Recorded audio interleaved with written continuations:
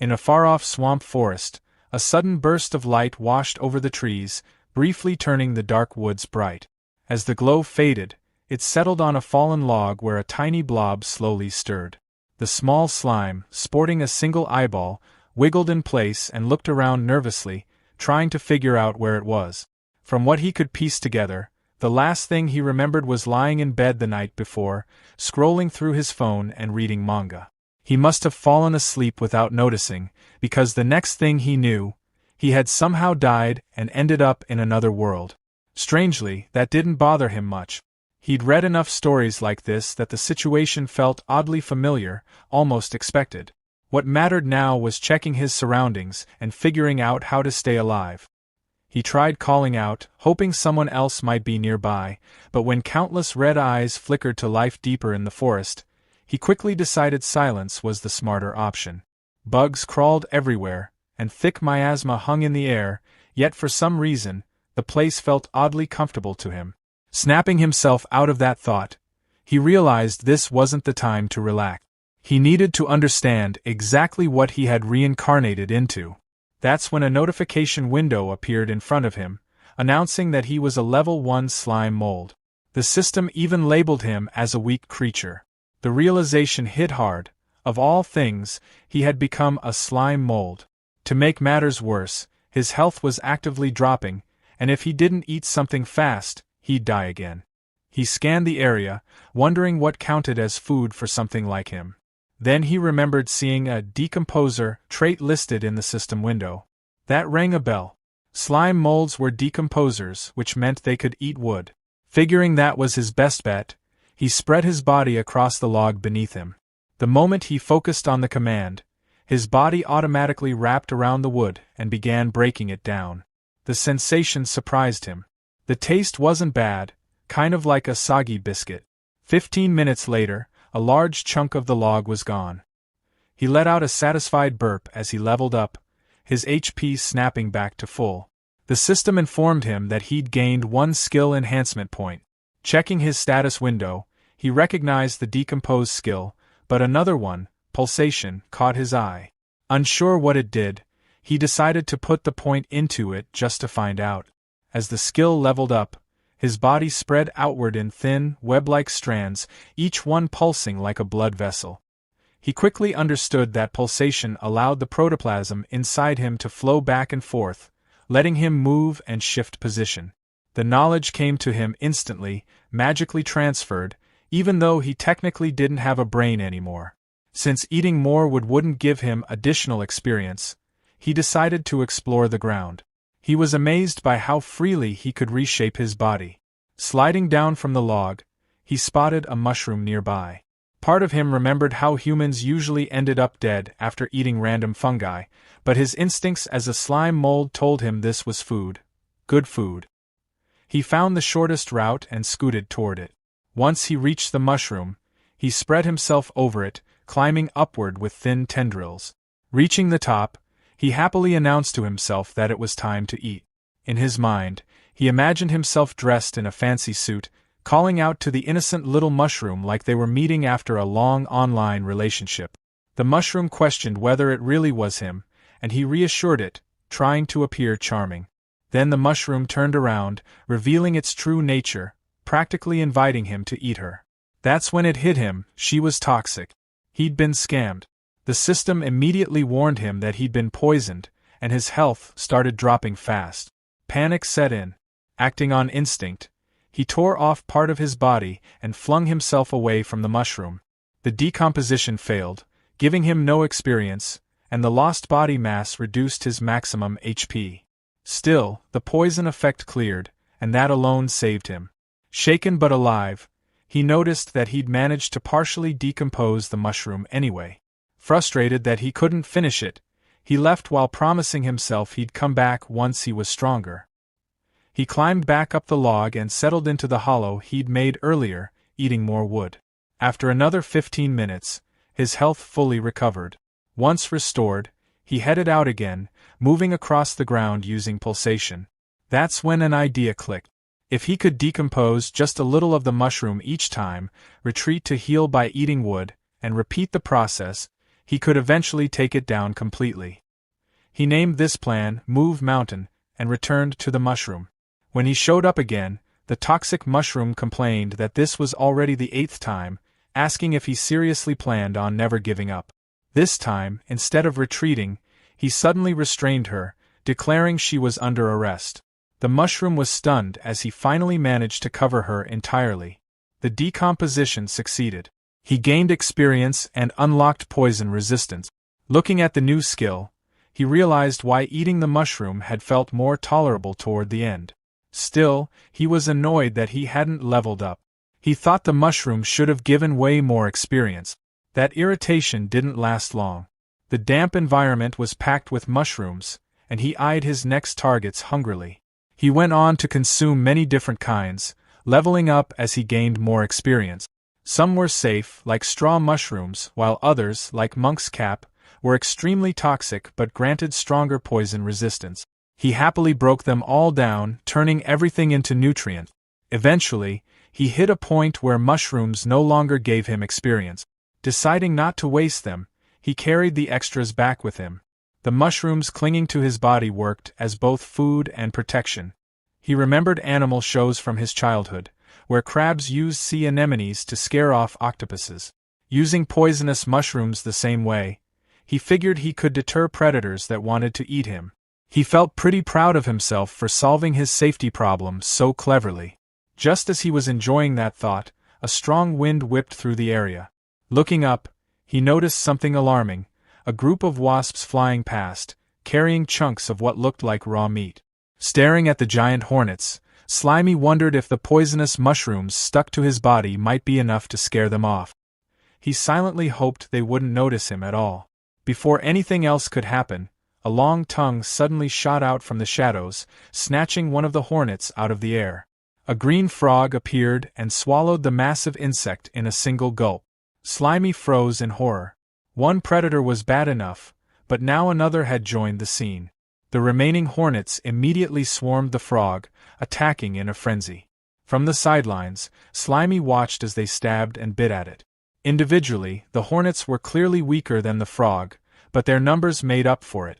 As the fight dragged on, Slimy couldn't help wondering whether they'd seriously injure each other. If they did, maybe he could sneak in and collect the leftovers.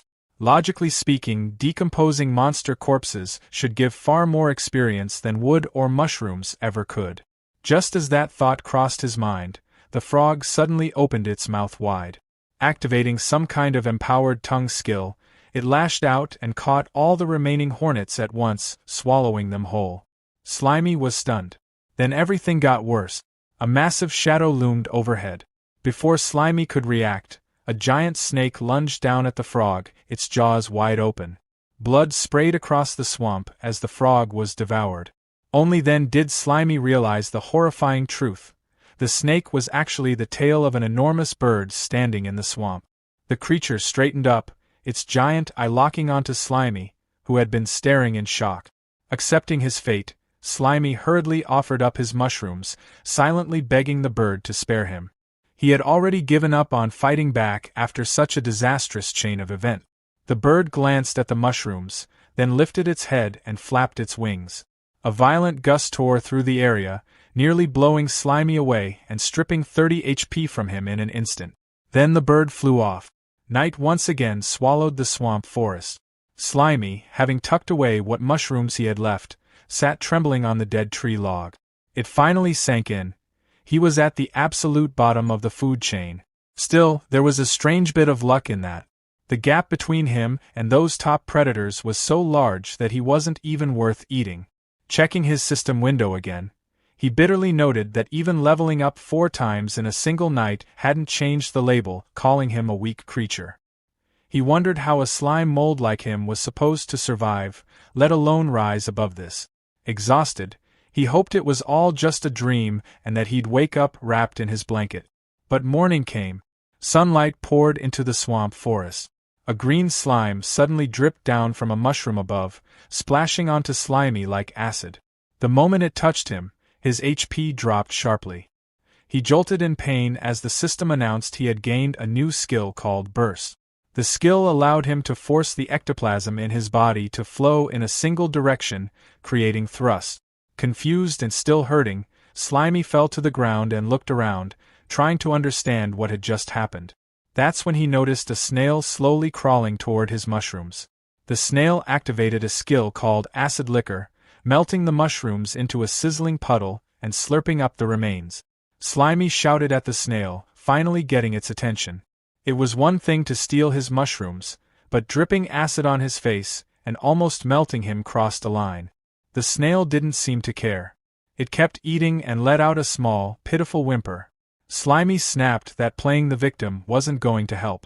Still, as the snail lingered nearby, whimpering, Slimy hesitated. They were both low-level monsters, just trying to survive in a harsh world. Seeing how miserable it looked, he wondered if he was being too harsh. With a sigh, he decided to let it go, telling the snail he wouldn't make things difficult. There were plenty of mushrooms around anyway. The snail made a happy sound and went back to eating. Watching this, Slimy was reminded of those manga scenes where friendships were born from conflict. He started daydreaming about teaming up with the snail, growing stronger together, and increasing their chances of survival. In his imagination, they'd go on adventures, powered by friendship, eventually defeating some great demon king. Companions, he thought, were essential to surviving and growing stronger in this world. Moved by the idea, he crawled closer and suggested they team up, since they were both low-level monsters. He promised to watch each other's backs and make sure the snail always had mushrooms to eat. The snail looked at him happily. Then it suddenly lunged forward and bit off a chunk of Slimy's body. Pain shot through him as his HP dropped. It hurt a lot. In that instant, Slimy realized how naive he'd been. Monsters in this world didn't care about feelings. Nature was simple: eat or be eaten. He'd been fooled by the snail's pitiful act. Even though they were both low-level, its strength was clearly higher than his. Deciding he needed to escape immediately, Slimy tried to pull away. The snail rose up and turned toward him, making it clear it had no intention of letting him go. Panicking, Slimy dumped his remaining skill points into pulsation. Pushing the skill to its limit, he surged forward. Both of them crawled across the dead tree, but after 3 exhausting minutes, they'd barely move. Worse, the snail was still right behind him. Slimy's panic grew when he realized its speed matched his own. The snail suddenly raised its head, its throat swelling. With a violent motion, it spewed acid liquor all over Slimy. His HP plummeted as his body split cleanly down the middle. For a brief moment, he wondered if his consciousness automatically stayed in the larger half. There was no time to think. The snail loomed over him, mouth open and dripping acid, then dove straight into his body and began eating. The half of Slimy that still held his mind barely managed to escape. He swore to himself that he'd endure this humiliation. For a slime mold, revenge could always come later. After finishing off the rest of Slimy's body, the snail turned back toward him. This time, Slimy had managed to grab hold of one of the mushrooms. As the snail charged again, Slimy activated Burst and jammed the toxic mushroom straight into its mouth. The snail immediately started thrashing and wailing as the poison took effect. Moments later, it collapsed beside Slimy, dead. The system notified him that he had defeated the snail and gained enough points to level up. Relief washed over him. He realized now why the snail always dissolved mushrooms with acid before eating them. It didn't have poison resistance at all. No matter how messy it had been, he had successfully defeated the first monster he'd faced in this world. Poking at the snail's corpse, Slimy wondered what kind of rewards he'd get from decomposing it. Crawling onto the body, he immediately noticed how sticky and gross the meat was. He tried to ignore the feeling, reminding himself that meat was meat. He even joked to himself about treating it like fancy French cuisine as he began decomposing it. The moment he did, an unbearable taste flooded his senses. It was absolutely vile, salty and sour at the same time, like thick mucus. A system window popped up, informing him that the decomposition had been terminated and that no experience points were gained. Still, he couldn't bring himself to throw it away. After all, this was a victory he'd earned by risking his life. Slimy reminded himself that if he wanted to survive, he had to get strong fast, and that meant he couldn't afford to be a picky eater. Gritting through it, figuratively holding his nose, even though he didn't actually have one, he forced himself to swallow the revolting meal. The forest echoed with wet, miserable retching sounds as his body spasmed and glitched like a broken mass of slime. He kept going anyway, shoving down the snail meat along with a few nearby mushrooms. When he finally finished, the system announced that decomposition was complete. He gained enough experience to level up from 6 to 7, and his body regenerated. Despite what the system claimed, he felt awful. He collapsed into a melted puddle beside the empty red shell, somehow feeling worse than before he'd eaten. Pulling up his status screen, he noted that he had 1.4 skill points available. His skills now read: Decomposition Level 6, Pulsation Level 3, Poison Resistance Level 3, and Burst Level 1. He thought about what those actually meant in real life. Decomposition was basically just eating. Pulsation felt like running away. Poison resistance translated to getting beaten up and not dying. Burst? Also running away, just faster. Accepting his situation, he told himself that complaining was pointless for a slime mold. In his mind, he pictured powerful forest predators like giant hornets as massive, muscular monsters. With stats as low as his, he knew provoking them would be suicide, even if he somehow had attack skills. Survival came first. With that in mind, he dumped his points into pulsation again. The skill climbed to level 4. Excited, he immediately tested it, pushing his slime body as hard as he could and measuring how fast he moved across the log. His new top speed turned out to be 20 centimeters per second. At first, that sounded impressive, until he calculated it was only about 0.78 kilometers per hour. The realization crushed him. Even after all that effort, he was still painfully slow. A week later, Slimy lounged inside a hollow log, holding a red mushroom. The log had kept him safe, but he'd completely exhausted the nearby food supply and only gained 2 levels in all that time. It was clear he needed a new base. Before leaving, he decided to do one last big scavenging run to fill both his stomach and his inventory. Activating search, he flattened his body into a vein-like network, spreading out in multiple directions at once. The range expanded along with his HP, and his yellow slime stretched across the forest floor like a living map. The system notified him that 3 white mushrooms had been stored inside his body. Pushing farther, he collected 6 small grass mushrooms. With his refined body control, he could either store items or decompose them instantly, which made gathering far more efficient. He demonstrated this by consuming a cluster of blue mushrooms on the spot. He kept foraging and broke down a large blue mushroom. The system confirmed the decomposition, rewarding him with experience and raising his poison resistance to level 4. As he continued spreading his search network, one of his tendrils hit something hard and red. The system immediately warned that the target couldn't be decomposed. Before he could react, a sharp pain shot through him, costing him 9 HP. He pulled back instinctively, annoyed as he realized he'd run into that guy again. The attacker sprayed green corrosive liquid using acid liquor. Slimy was grazed, losing another 7 HP, but he was relieved that his improved speed let him dodge most of the attack. This was another acid snail, but this one was noticeably faster. He wondered if individuals of the same species could really vary this much in strength. Moving evasively, he felt confident the snail wouldn't land another hit. That confidence shattered when the snail suddenly unleashed a brutal close-range attack, splattering his body and dealing a massive 33 points of damage. The snail paused, seemingly thinking it was over. That pause was exactly what Slimy needed. He'd taken the hit on purpose to get close. Using Burst, he jammed a poisonous purple mushroom straight into the snail's mouth. In his mind, he mocked how easy it was to beat monsters once their weakness was known, chalking it up to the clear intelligence gap between them. The plan worked instantly. The acid snail convulsed as poison tore through its body. Slimy consumed the defeated enemy, once again forcing himself through the disgusting taste. The system rewarded him by boosting him from level 9 to 10.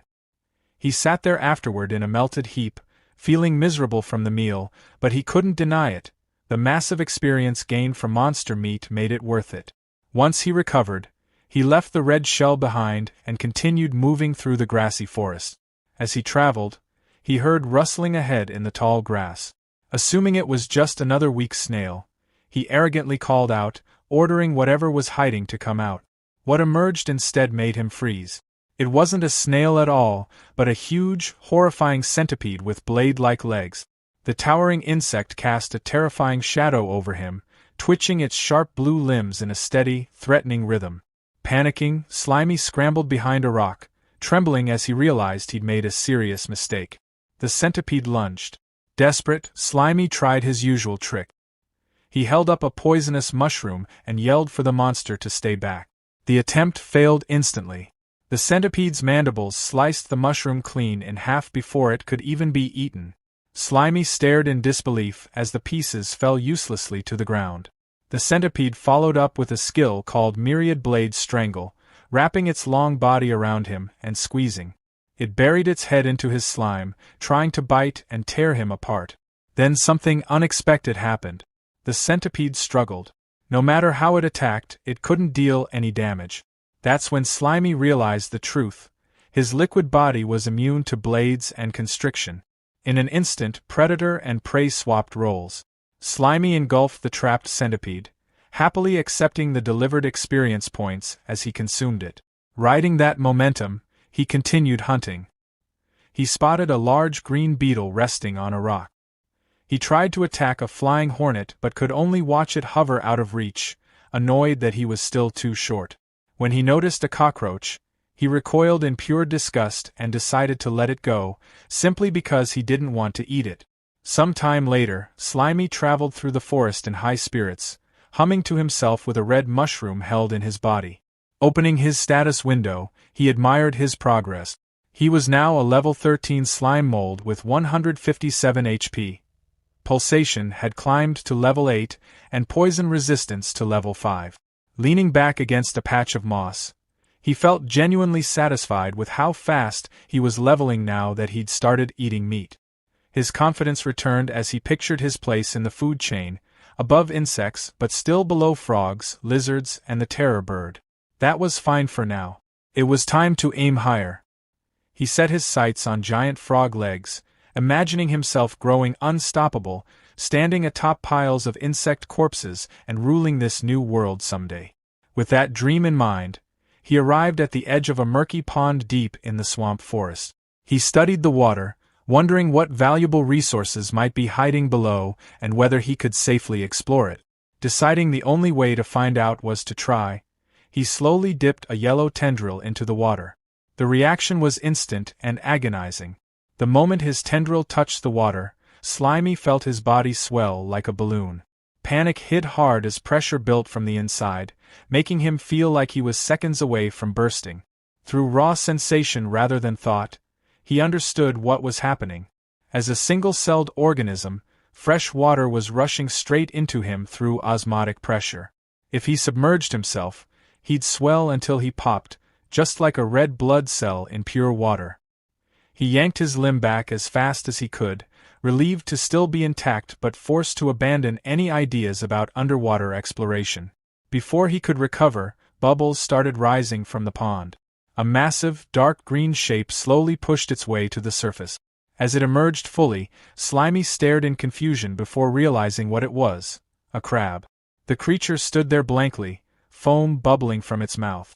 Confusion quickly gave way to hunger as Slimy imagined a plate of steamed crab legs. After non-stop bug meals, this finally felt like real food. Trying to be clever, he called out from the shore in a friendly tone, pretending he just wanted to make friends. The crab ignored him completely and climbed onto a steep rock jutting out of the water, sitting there and blowing bubbles like nothing else existed. Slimy quickly got the message. It wasn't coming to him. Risking his life in the pond wasn't worth it.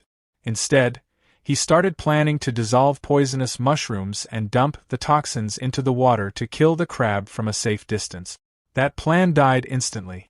The giant swamp crab activated a skill called Bubble Barrage, firing a high-pressure stream of water straight at him. The blast slammed into Slimy with terrifying force, knocking him backward and ripping 25 HP away. He was stunned that something as simple as water could hurt that badly. The crab fired again. Slimy scrambled to dodge, but still took another 10 damage as he barely escaped. He slid behind a thick tree root just in time, using it as a shield against the incoming water blast. His body trembled as he realized the truth. This thing was on a completely different level from the insects he'd been farming.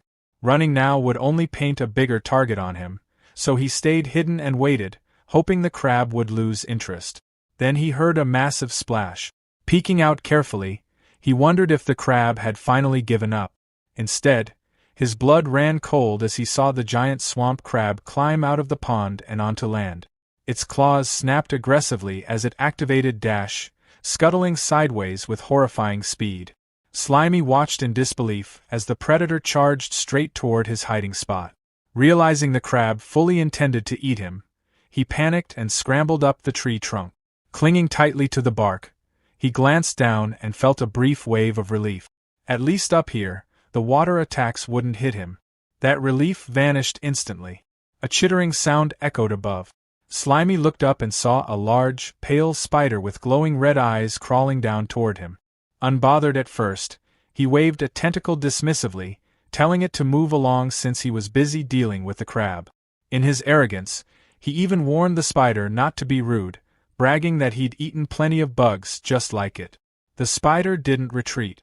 It hissed, red eyes burning brighter, and suddenly struck with arachnid slash. Its front leg moved like a blade, slicing through Slimy's body at blinding speed. A massive chunk of slime was severed, dealing 30 damage, and the spider calmly caught and ate it. Slimy was stunned.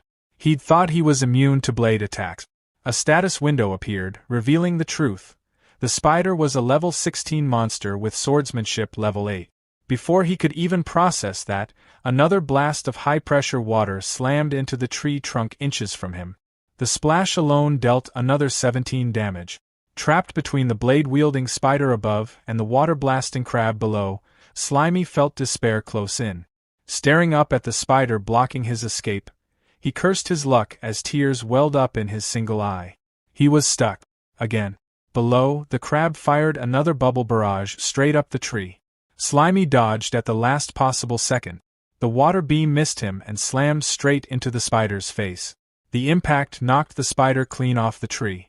The spider hit the ground in a fury and immediately retaliated, firing a stream of white webbing at the crab. The sticky silk wrapped around the giant swamp crab, slowing its movements. Taking advantage of the opening, the spider leapt forward and slashed at the crab's shell. The crab responded with crustacean carapace, hardening its shell to block the strike, then countered with crustacean clamp, snapping its claws viciously. The spider twisted away using arachnid silk control, binding the crab's claws even tighter with sticky webs. High above, Slimy watched the chaos unfold. Inside, he celebrated. His enemies were tearing each other apart just like he'd hoped. The battle raged on. The crab bubbled angrily, struggling to free its bound claws. The spider seized the moment and delivered a precise slash to the crab's eye stalk, triggering a burst of light and pain. It hissed, ready to finish the job. But the crab wasn't done. With a violent swing, it forced the spider to leap back. Still, the crab's massive claw remained trapped in thick webbing. Capitalizing on that weakness, the spider moved at blinding speed, wrapping the crustacean completely in silk. Soon, the giant swamp crab was helpless, cocooned like prey. The spider climbed onto its shell, ready to feast. From the tree, Slimy stared in disbelief. The smelly crab was tied up like something from a grocery store, and the smaller spider had completely flipped the fight. The spider loomed over the crab's face. The crab stared back, foam bubbling from its mouth. The bubbles gathered rapidly, glowing with intense pressure. Then everything exploded. A massive blade of compressed water erupted from the crab's mouth with a deafening roar. Water cutters spiraled outward, shredding the silk cocoon instantly. The spider was caught midair and sliced apart in an instant, its body torn into pieces. The desperate counterattack sent water blades flying in all directions. One sliced into the tree trunk, missing Slimy by inches. He shuddered, realizing the crab's survival instincts had triggered a terrifying hidden power. Below, the giant swamp crab collapsed, completely drained. It spat out one last weak stream of water before going still. The battlefield fell silent. The spider lay in pieces, and the crab lay motionless, wrapped in torn webbing. Slimy waited behind the tree roots until he was sure the attacks had stopped. When the danger finally passed, he emerged cautiously. Approaching the immobilized crab, he mocked it for wasting all its energy firing wildly and ending up in such a pathetic state. Still, he faced a problem. The creature was tough. Suffocating it was risky, and its clamped mouth meant he couldn't shove mushrooms inside. He needed to act fast before it recovered. Scanning the area, his gaze landed on a large, heavy rock. Spreading his body over it, he tried to store it using slime space. A system error flashed, insufficient space. He realized his storage capacity depended on his HP, which was still too low after the fight. Making a hard choice, he vomited up his entire mushroom collection to free inventory space. With nothing left stored, he successfully absorbed the massive rock. His yellow body bulged under the weight, slamming into the ground with a heavy thud. Complaining internally about how heavy it was, he dragged himself forward and slowly climbed the tree. Reaching a position directly above the trapped crab, he looked down and calmly declared that he had come to take its life. Letting gravity do the work, Slimy released his grip. He dropped like a stone. The giant swamp crab looked up in terror as a massive yellow mass fell from the sky. In a final desperate move, it fired one last high-pressure stream of water upward. The water jet struck the falling slime and rock, but the momentum was unstoppable. Slimy grit through the pain, refusing to back down. He was going to crush his enemy, no matter what it took. Below him, the crab braced as a massive shadow swallowed it whole. Then came the impact. With a deafening crash, the rock-filled slime mold slammed straight into the crab's shell, sending out a violent shockwave. When the dust finally settled, Slimy was perched on top of a completely crushed shell. The system confirmed the kill and rewarded him with enough experience to reach level 14, along with half a skill point. Relief and joy hit him all at once.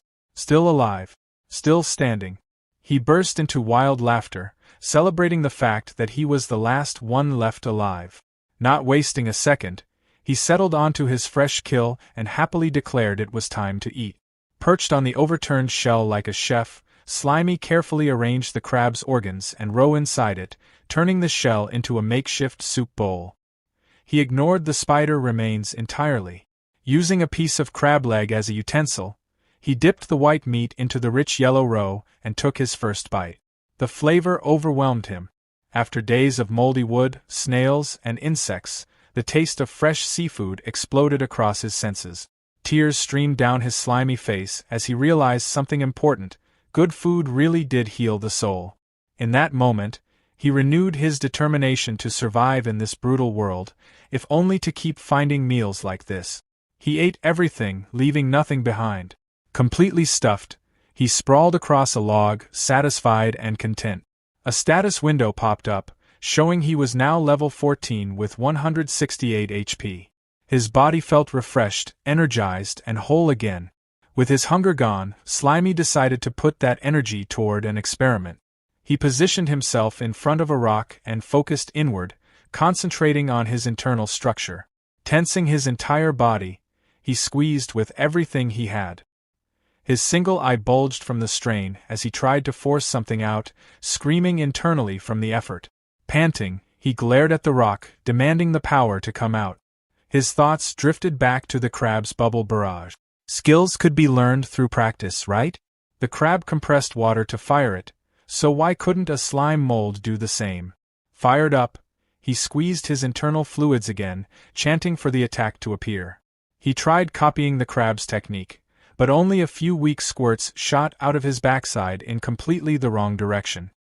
He tried again, aiming forward this time, straining noisily. The yellow liquid just dribbled out uselessly. Exhausted, he collapsed into a puddle, complaining that he couldn't control either the direction or the force. For a moment, he felt defeated. Then the frustration hardened into resolve. Refusing to give up, he tensed every part of his body, compressing his internal fluids to their absolute limit. Suddenly, a high-speed jet of yellow fluid blasted out with tremendous force. His burst skill activated automatically. The projectile slammed into the crab shell, punching a clean hole straight through it. A system message appeared, announcing that Burst had evolved into a new skill, Cytoplasm Jet. The system explained that the skill launched his own cytoplasm as a projectile, using his body mass as ammunition. Slimy laughed out loud. The fact that skills could evolve through sheer practice thrilled him. Then a worrying thought hit him. His other skills had cooldowns. What if this one did too? To test it, he fired again. Then again. A rapid barrage of yellow shots tore into the shell. The system confirmed there was no cooldown. As he continued firing, the skill leveled up to level 2. That excitement faded quickly when he looked at himself. His body had shriveled into a thin, pitiful stick. A warning flashed, his health was critical. Each shot was consuming his own biomass as ammo. That meant his body was his only combat resource. Slightly disappointed that he couldn't become some kind of mage, he went back to eating the crab to restore his lost mass. While eating, an idea sparked. If eating restored him, what about the parts of himself that had been cut off earlier? He searched the area and found a large chunk of yellow slime lying in the grass.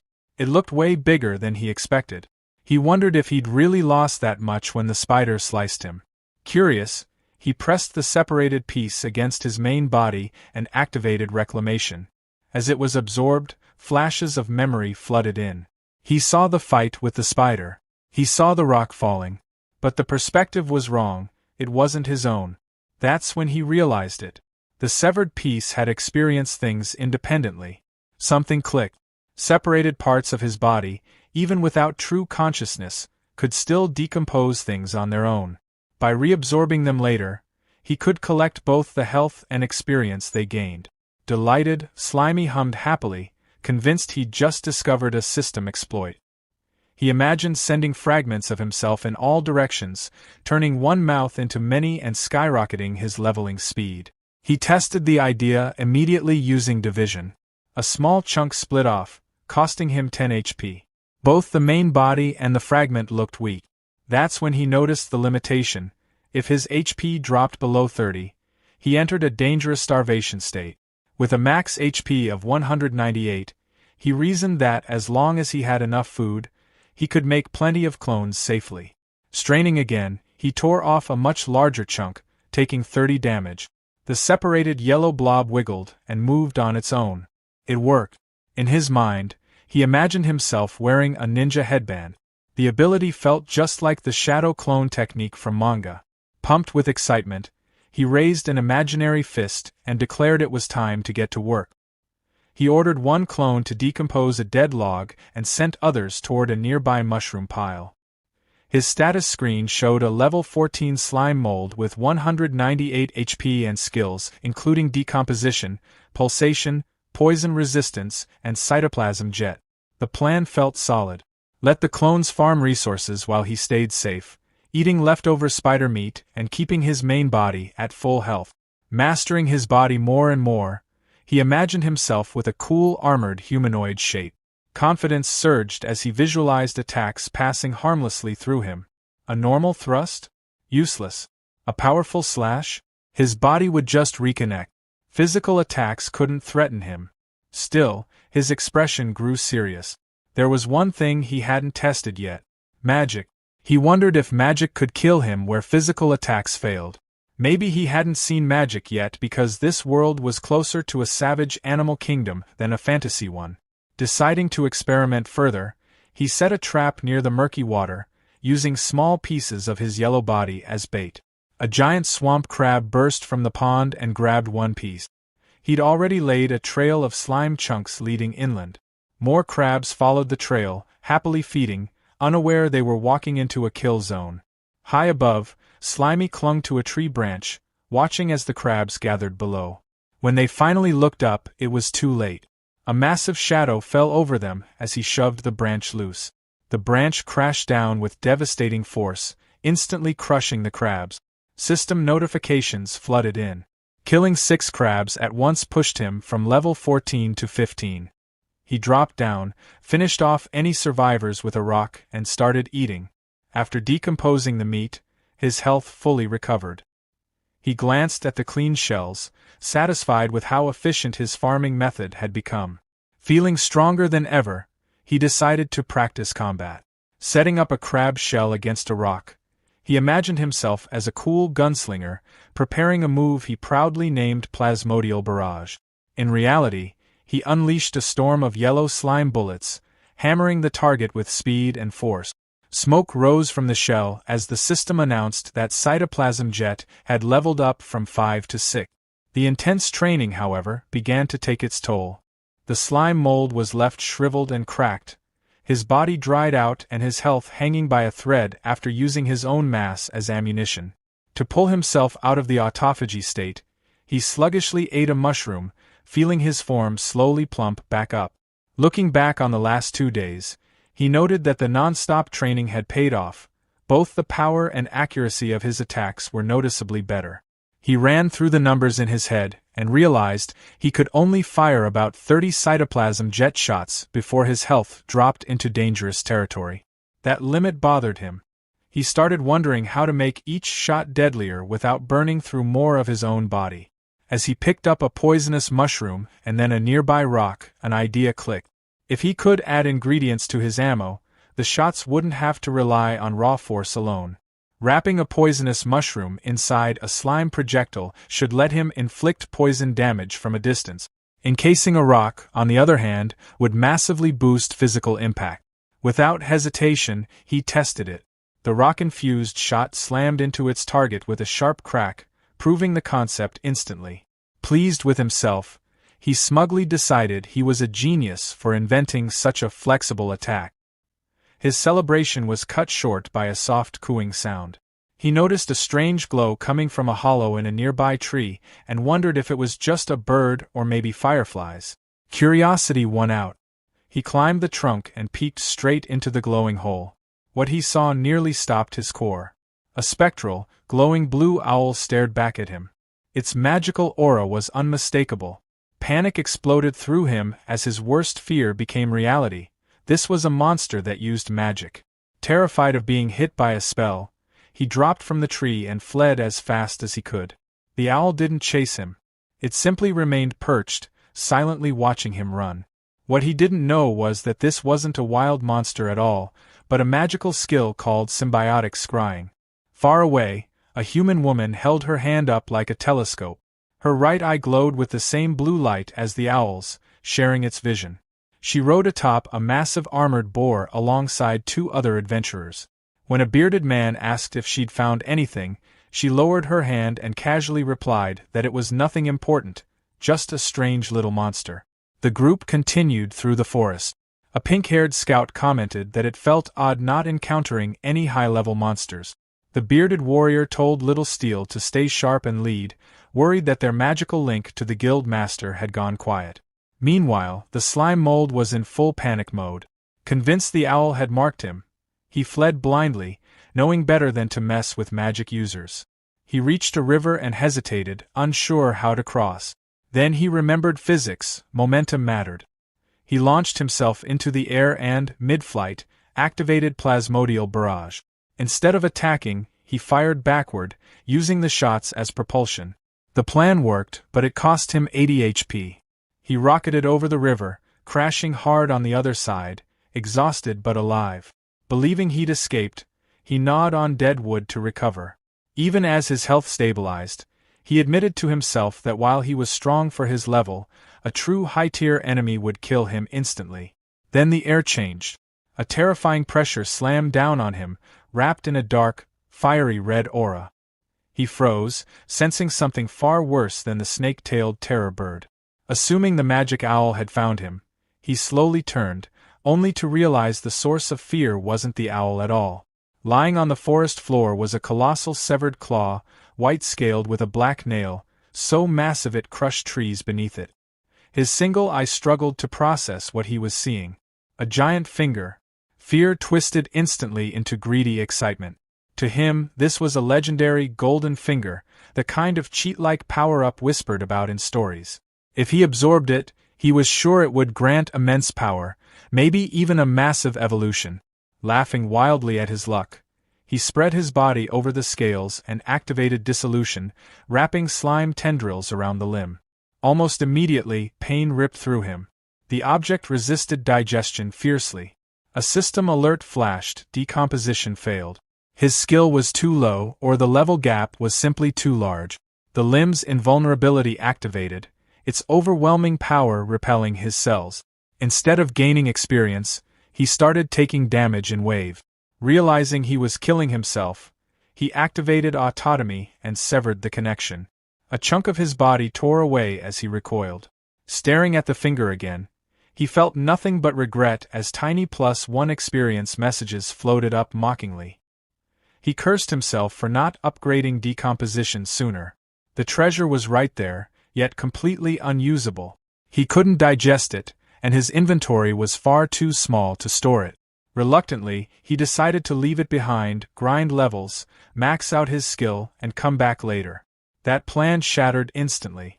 The ground began to rumble violently. The severed finger suddenly glowed, erupting with energy before blasting straight out of the earth. It tore through soil, rock, and trees, shooting into the sky. Shock waves and debris exploded outward. He spotted a blast racing toward him, and barely survived as it carved a massive crater nearby. Trembling, he crawled beneath a tree root, shaken to his core. The world suddenly felt terrifyingly vast. The farther he traveled, the smaller he felt. His arrogance drained away, replaced by caution. He chose to return to basics, hiding, decomposing dead wood, and growing stronger safely. Deep underground, the severed finger finally came to rest.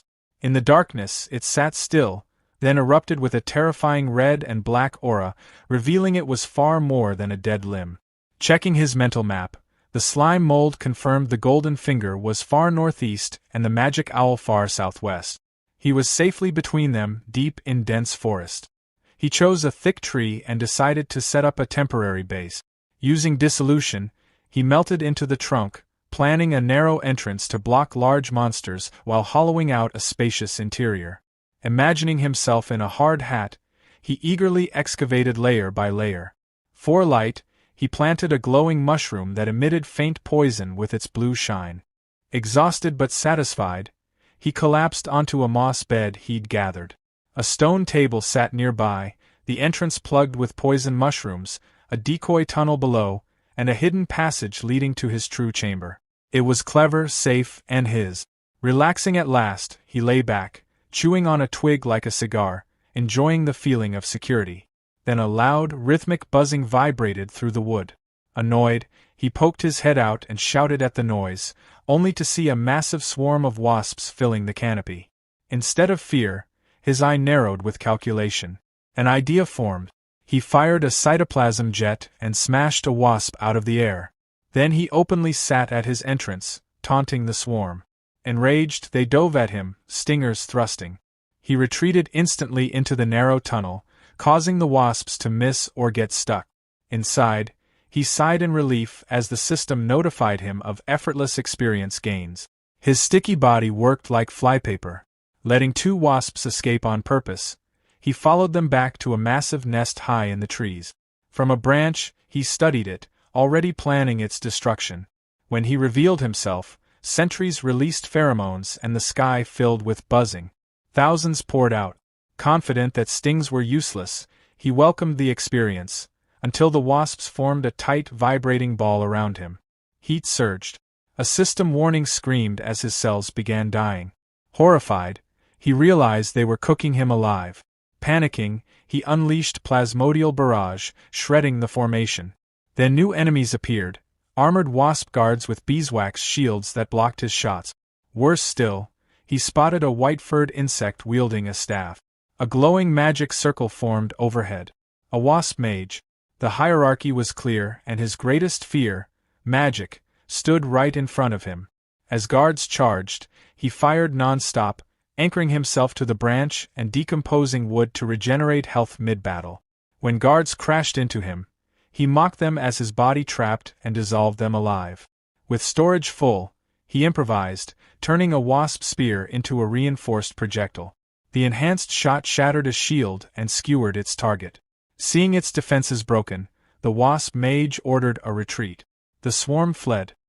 He remained on the branch, watching them go, scoffing as he decided they'd run because they finally understood how dangerous he was. A thick golden substance started pooling together, twisting and swirling until it formed a smooth, glowing orb. A slimy creature freezes nearby, staring at it like it's the only thing in the world. One thought loops in its mind: that has to be bee honey, and I need to taste it. But the honey isn't unprotected. A large, regal bee mage drifts into view, staff in hand. With a smooth flick of its wand, it gathers mana and forms a small orb of fire. Basic stuff, a beginner spell called Spark Ember. The fireball launches, and slams straight into the slimy, detonating on impact. The slimy jolts back. The hit is brutal, and completely unexpected. The bee mage doesn't slow down. Hovering in place, it fires off 2 more embers in rapid succession. The flames weave cleanly through the trees and smash into the slimy again. Panic sets in. Fire magic is the slimy's worst matchup, and the honey coating its body only makes things worse. Even with its slow regeneration kicking in, it knows the truth. This fight is impossible. It turns to flee, but it's too late. Another fireball slams home, cutting off any chance of escape. Desperate, the slimy fires back, launching a chunk of its own body in a move called Plasmodial Barrage. The attack is fast and sloppy, but it never reaches its target. 2 smaller bee soldiers flash into existence beside the mage, and together they cast twin beeswax barrier. A glowing, hex-shaped shield snaps into place. The slimy's attack splatters uselessly against the barrier. It stares stunned. Offensive magic, defensive buffs. Of course they have both. Completely unfair. That's when more fire rains down from above. The bee mage shifts tactics and casts Swarm Summon. From the hive, a wave of small, glowing bees pours out. They don't hesitate. Each one dives straight at the slimy and explodes. The forest shakes as blast after blast rocks the area, hammering the creature without mercy. Barely holding itself together, the slimy ends up stranded on a high tree branch. Its body quivers, barely clinging on.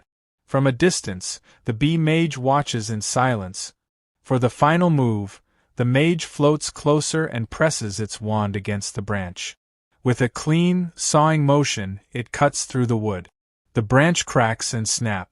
The slimy falls straight down toward the same pool of golden honey it wanted so badly. As it plummets, the bee mage gathers power, standing over the honey as energy swells into a massive fireball, far bigger than anything before. The entire swarm goes quiet, watching. With one final motion, the mage releases the spell. The colossal fireball roars downward, aimed at the helpless slimy and the honey below, ready to erase everything in a single, overwhelming explosion. The colossal fireball slams into the ground, detonating in a massive blast that swallows the honey pool and the falling slimy decoy. Smoke, fire, and debris roar into the air as the bee mage and its soldiers watch in tense silence. For a moment, it looks like the fight is finally over. Then something moves. A lone bee soldier buzzes uneasily, sensing something off. The others turn just in time to see a small chunk of slimy push up from the forest floor. In a flash, it launches forward and slaps onto the bee mage. While the main bee forces focused on the decoy outside, the nest itself had been left nearly undefended. From the very beginning, Slimy had been stretching its body underground, slowly forming a hidden tunnel straight into the heart of the hive. The creature shoved onto the branch and dropped into the explosion wasn't the real one at all, just a split-off decoy made at huge cost to Slimy's health. While the bees poured everything they had into destroying it, the real Slimy slipped away through its secret passage.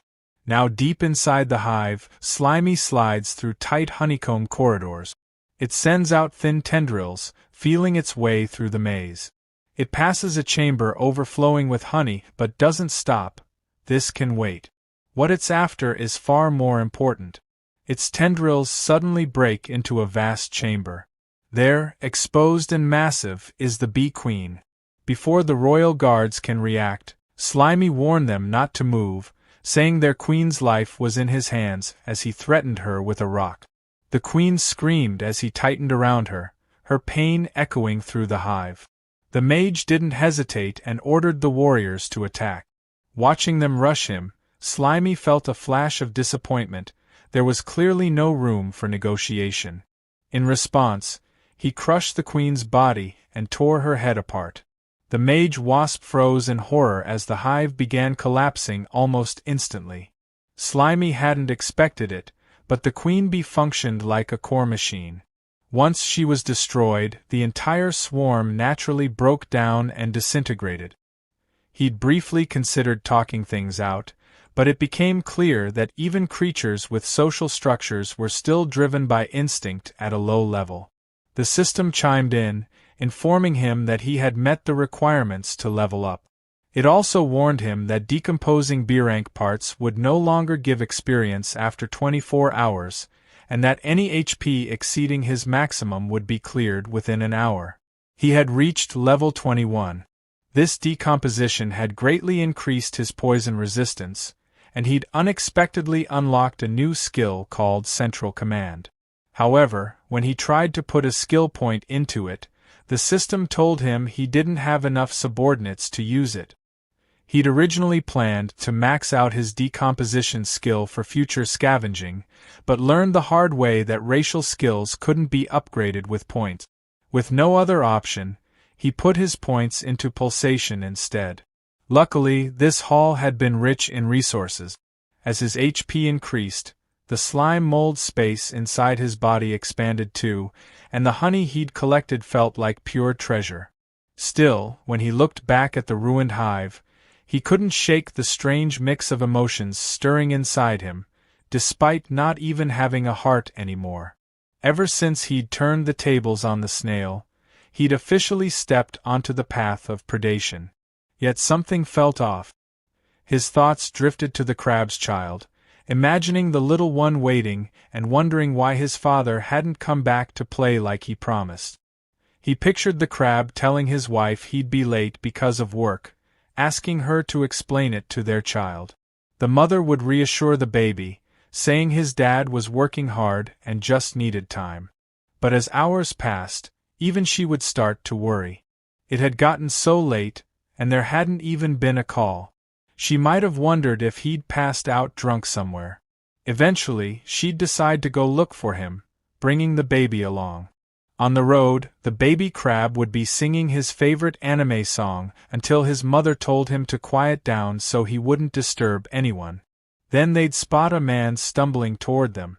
The baby would recognize him instantly and call out, confused about why his dad was walking the wrong way. His mother would sigh and say he was obviously drunk, telling her son to go help him. The baby would run over happily, only for everything to fall apart when the crab suddenly turned around, revealing that he'd been turned into a zombie. A slime monster had taken over his body, eating him from the inside.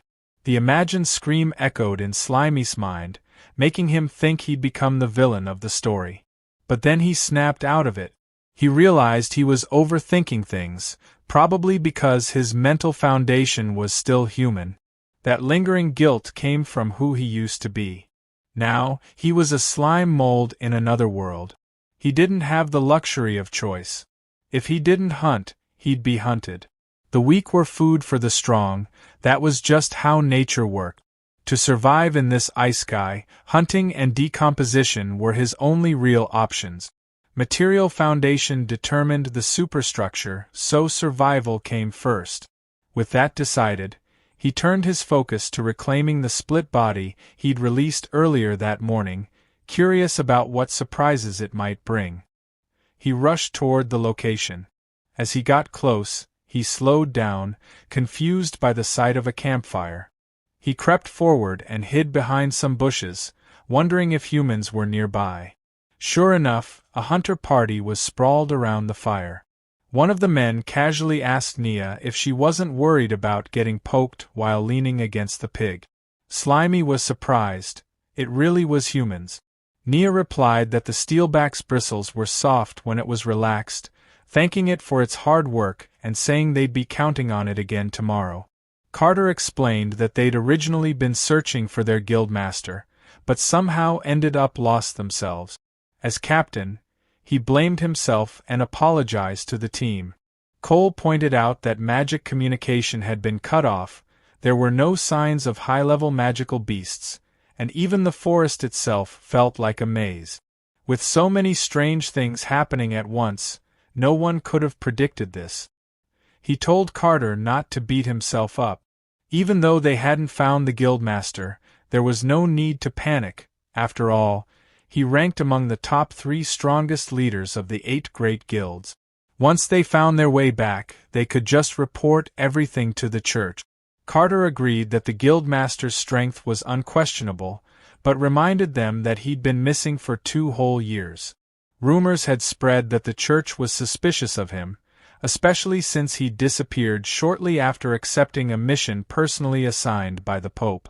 10 years ago, Guildmaster Goon founded the 100-Style Guild. Unlike other guilds with strict requirements, his guild accepted anyone regardless of race, profession, or level, as long as they followed its principles. No deception, no abuse, no evil. Every reward Goon earned from monster subjugation was distributed fairly, helping all members grow. Because of that, the 100-Style Guild became famous for its generosity and unity, quickly rising to become one of the 8 great guilds. But that rapid growth also drew suspicion from the church. 2 years ago, Goon left for the swamp forest on a mission and never returned. Without his protection, members were poached or drifted away, and the once glorious guild fell into a fragile state. Goon had seen potential in Carter, which was why Carter formed this squad to search for news about him. In the end, only Nia and Cole answered his call, and he was genuinely grateful to them. Nia told him not to worry, saying that without Goon and the 100-Style Guild, someone with a niche profession like hers might never have become an adventurer at all. Cole laughed and said that with her ability to control intermediate magical beasts, plenty of guilds would fight to recruit her. Even if something had happened to Goon, she wouldn't need to worry about finding a new place to belong. Nia snapped at him to shut his mouth and go to sleep, while Cole quickly told her to just pretend he hadn't said anything. As the group settled down, Slimy tried to eavesdrop, but from where he was hiding, everything sounded muffled and unclear. Gathering information from humans felt important if he wanted to understand this world properly, so he decided to take a risk. He stretched out a thin part of his body, using it like an antenna, slowly sending it toward the hunters to listen in. He barely had time to process what was happening when Cole suddenly sensed something wrong and instantly stabbed the extended slime with an ice spike. The system immediately warned Slimy that frost was super effective against him, reducing his speed by 90%. Panic hit him hard. Cole calmly told the others not to worry, saying he'd already dealt with it, but the rest of the party was alert now, scanning the area. They soon spotted the slime impaled on the ice spike. The steelback boar walked over, sniffed it, and then casually bit the slime off the ice. Before Slimy could react, the boar started slurping him up like a noodle, dragging him toward its mouth. Slimy was sure this was about to be an instant game over, until Nia shouted for the steelback to stop. She said they shouldn't kill things indiscriminately. It was just a small, passing monster and clearly not a threat, so there was no reason to eat it. Reluctantly, the steelback spat Slimy out, and he landed right in Nia's hand. As she held him, she frowned slightly, saying he felt familiar, like she'd seen him somewhere before. Half curious, half serious, she asked if he wanted to form a monster contract with her. To Slimy, she looked like a literal angel. The idea of finally experiencing those classic ice-sky bonds made him instantly agree in his heart. Before anything could happen, Carter cut in and told her to stop fooling around. They still needed to find their way out of the forest tomorrow, and now wasn't the time to be collecting monsters. He added that wasting mana on a low-level slime was pointless. That comment hit Slimy harder than the ice spike. Nia shrugged and let him go. As Slimy landed on the ground, he realized something important. They couldn't hear him speak at all. That realization sparked an idea. Slowly, he stretched his body again, shaping himself carefully in front of them. The hunters stared as Slimy formed the word, hello, using his slime body, fully expecting them to be shocked by his intelligence.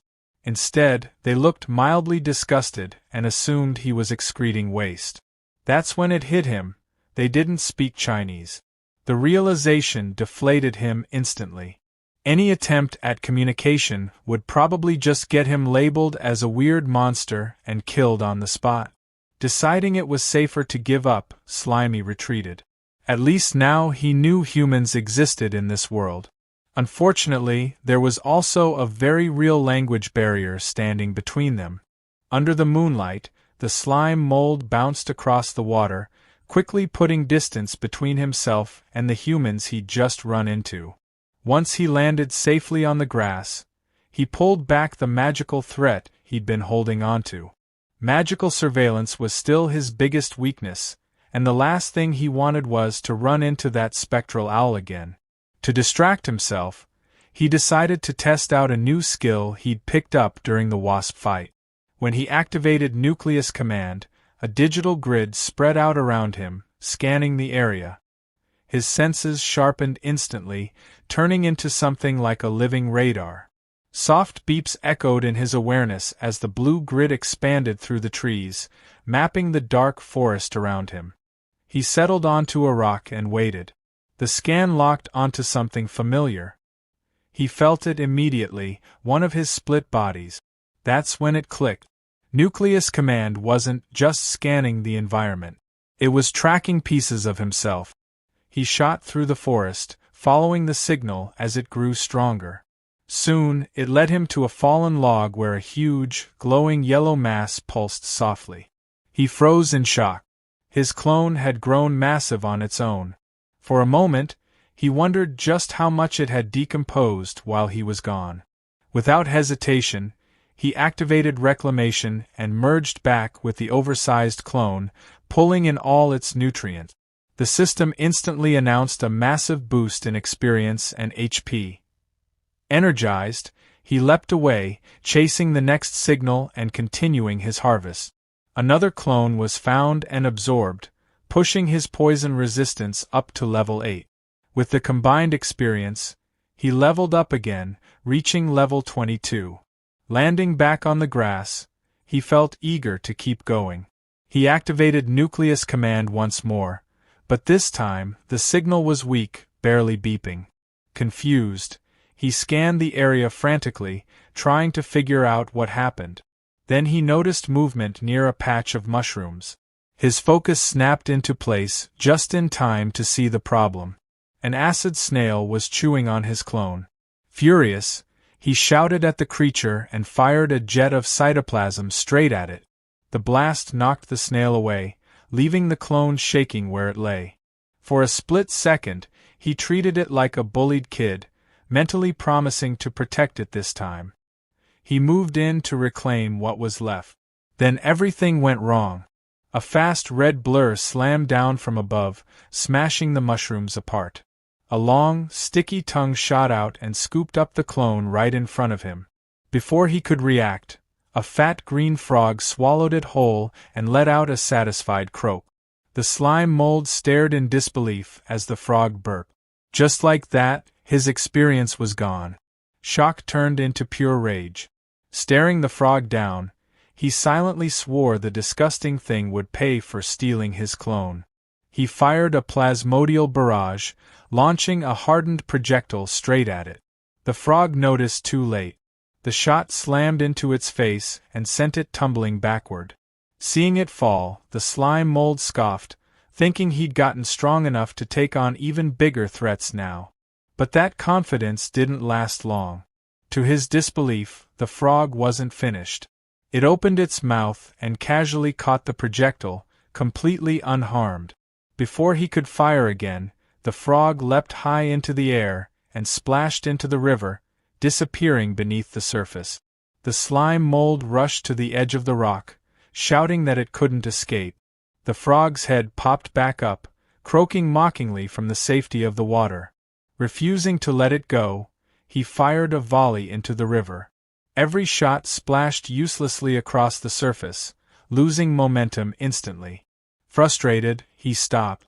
It finally hit him. He couldn't touch it while it stayed underwater. Suddenly, the frog burst out of the river. Watching closely, the slime mold assumed it needed air and confidently declared that weakness meant it was dead. But he was wrong. The frog pushed off the water itself, releasing power and launching toward shore like a living missile, its mouth wide open. He barely dodged as it crashed into the rock where he'd been standing.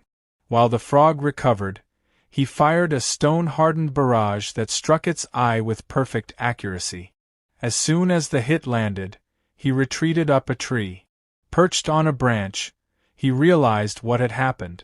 The frog had baited him toward the water. After so many easy wins, he'd gotten careless. He reminded himself that a hunter could turn into prey in an instant. Below, the frog clutched its bleeding eye, furious.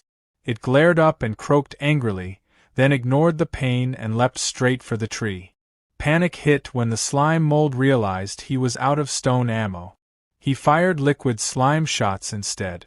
It didn't help. The frog opened its mouth and caught every projectile, swallowing them midair. The slime mold froze in horror as he realized his attacks were literally feeding it. Even injured, the frog climbed the tree, closing in fast. By the time he understood the danger, it was too late. The frog's tongue shot out and wrapped tightly around him. A brutal tug-of-war followed, the slime mold clinging to a branch while the heavy frog yanked downward. The strain became unbearable. The branch cracked, then snapped. As he fell, clutching the broken wood in terror, he saw the frog waiting below with its mouth wide open. In that split second, he used reverse momentum. Wrapping himself around the broken branch, he angled the sharp end downward and thrust it forward, screaming for it to eat this instead. The jagged wood pierced straight through the frog's mouth and into its brain. The impact sent the frog crashing back, blood spraying as the slime mold remained safe above. The lifeless body fell into the river with a heavy splash, ending the fight. Clinging to the tree trunk, he finally relaxed, relieved it was over. Below, the frog's corpse sank into the dark water, blood spreading before disappearing into the depths. Looking down, he felt a twinge of regret. It was a waste, he couldn't decompose it down there. Then the water started bubbling. Two glowing, menacing eyes opened in the depths, staring straight up at him. A beam of light exploded from the water, slicing through the air beside him. The blast struck the tree trunk and cut through it effortlessly. The next moment, the tree and the screaming slime mold were launched into the night sky. From the water below, the enemy revealed its new form, a pale, glowing entity with burning red eyes, activating sanctified fall. The slime mold was completely thrown off by the enemy's sudden transformation. He shouted in disbelief, wondering how a frog that was clearly dead could come back with this kind of power. The sanctified frog dragged itself free from the shattered tree, its glowing red eyes locked onto him with pure hatred as it prepared to finish the job. Without warning, swollen growths on the frog's eyes burst open, firing high-pressure streams of blood like laser beams. The slime mold barely dodged in time. The corrosive blood sliced into the tree where he'd just been, and in that instant he knew he was outmatched. He shot a strand of slime upward, snagged a higher branch, and swung away, leaping rapidly from tree to create distance. As he fled, his mind raced. A smart mold knew when to retreat. Still, it didn't make sense. This was supposed to be a low-level monster. Why did it have a third form when others barely lasted a second? Something about it felt wrong, and that only reinforced his decision to run. The sanctified frog refused to let him go. It roared and gave chase, moving with an unnatural speed. Using its tongue like a grappling hook, it swung through the air, matching the slime mold's movements almost perfectly and closing the gap fast. The frog unleashed sanguine lash. A whip of solidified blood tore through the air and sliced clean through one of the slime mold's tendrils, dealing 199 damage. He lost his grip and fell as a system alert screamed that a foreign substance had invaded his body. He realized the frog's blood was so toxic that even his level 8 poison resistance couldn't block it. The frog didn't stop. Diving down, it activated tongue lash. Its long, blood-red tongue shot out like a harpoon, wrapping tightly around the slime mold and yanking him downward. Even then, he scoffed, noticing the damage was only 1 point. He figured physical attacks meant nothing to a liquid body like his. That confidence vanished the moment he hit the river. Fresh water, his worst possible weakness. A red warning flashed as his cell osmotic pressure spiked dangerously, telling him to escape immediately or die. Before he could react, the sanctified frog lunged forward, jaws wide. Its mouth snapped shut, swallowing him whole. The frog floated on the water, looking satisfied. But then its mouth bulged and twitched. Inside, the slime mold was still alive, struggling desperately. The frog clamped its jaws tighter, forcing him down its throat. In the stomach, he was submerged in digestive acid, watching in horror as his HP drained at 33 damage per second. Panic overwhelmed him. He tried to eject his core, but exhaustion dragged him down. His split skill wouldn't activate. Above the surface, the sanctified frog croaked triumphantly, splashing as if celebrating its victory. Inside, being dissolved alive, the slime mold made a desperate decision. Instead of resisting the water, he leaned into it. He intentionally triggered his osmotic weakness. By absorbing water, his body began to expand rapidly inside the frog's throat. The frog immediately sensed something was wrong. It grabbed at its neck as it bulged unnaturally. The slime mold kept expanding, forcing himself into the frog's mouth and throat, determined to choke the monster to death by sheer size. To survive the damage while growing, the slime mold burned through every drop of hornet honey he had, restoring 400 HP per use just to keep expanding. With constant regeneration, his body ballooned to an enormous size, stretching the frog beyond its limits. Then it burst. With a massive explosion, the sanctified frog was torn apart from the inside. Blood and gore sprayed across the water as the slime mold's expansion completely destroyed it. Victorious, he floated on the river like a mountain of green slime as the system confirmed the kill and awarded experience. It also informed him that surviving the toxic blood had granted him a new antibody. Drifting among the swamp trees, he stared at his massive new form in disbelief. A status window popped up, showing a new passive ability. Osmotic Pressure Regulation, MAX. His HP had skyrocketed to 11,700, far beyond his normal max of 924. But a timer warned him that the excess health would vanish in 1 hour.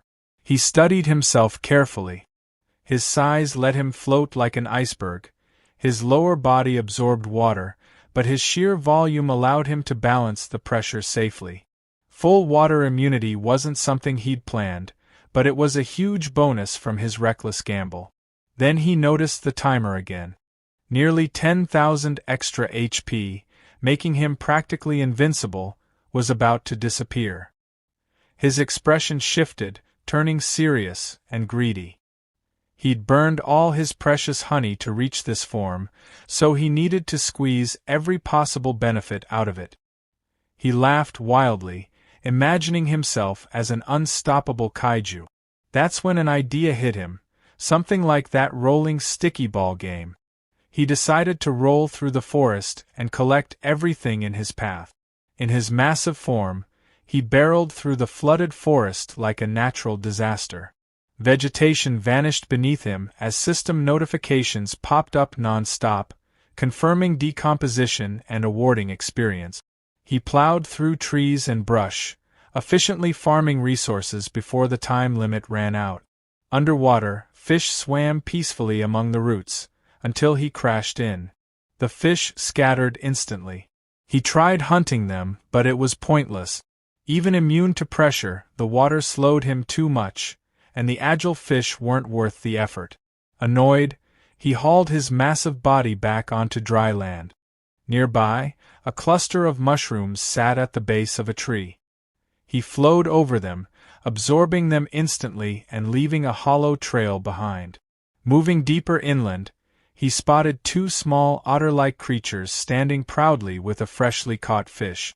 The enormous slime mold loomed over them, loudly greeting them and casting a massive shadow.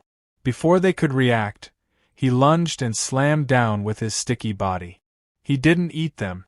Instead, he rolled away, casually announcing that he was taking their fish. The otters were left sitting in the dirt, drenched in green slime, staring in traumatized silence as their dinner disappeared. As he rolled on, he justified it to himself.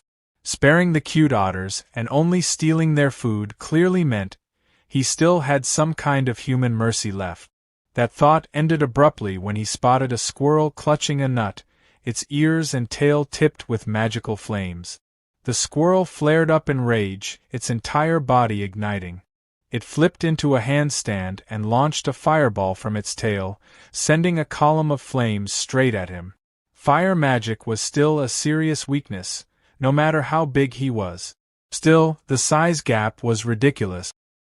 He loomed over the squirrel, warning it not to blame him since it attacked first. Then he slammed his massive body down, joking that playing with fire in the forest was forbidden. When he lifted himself back up, only a clean skeleton remained. The system confirmed the kill and decomposition, granting more experience. Deeper in the forest, violent crashes echoed. A large, muscular lizard was hurled through the air and slammed into the ground. Standing opposite it was a towering tree monster, a glowing crystal embedded in its chest, branch arms waving aggressively. The lizard pushed itself up, its throat swelling as it prepared a counterattack. It unleashed a powerful stream of liquid from its mouth. Acid sprayed over the tree monster, sizzling violently. The bark and flesh began to melt as the creature writhed in agony. Even as its body melted away, the tree monster wasn't finished. A glowing seed shot out from its collapsing form and landed neatly inside a hollow stump nearby.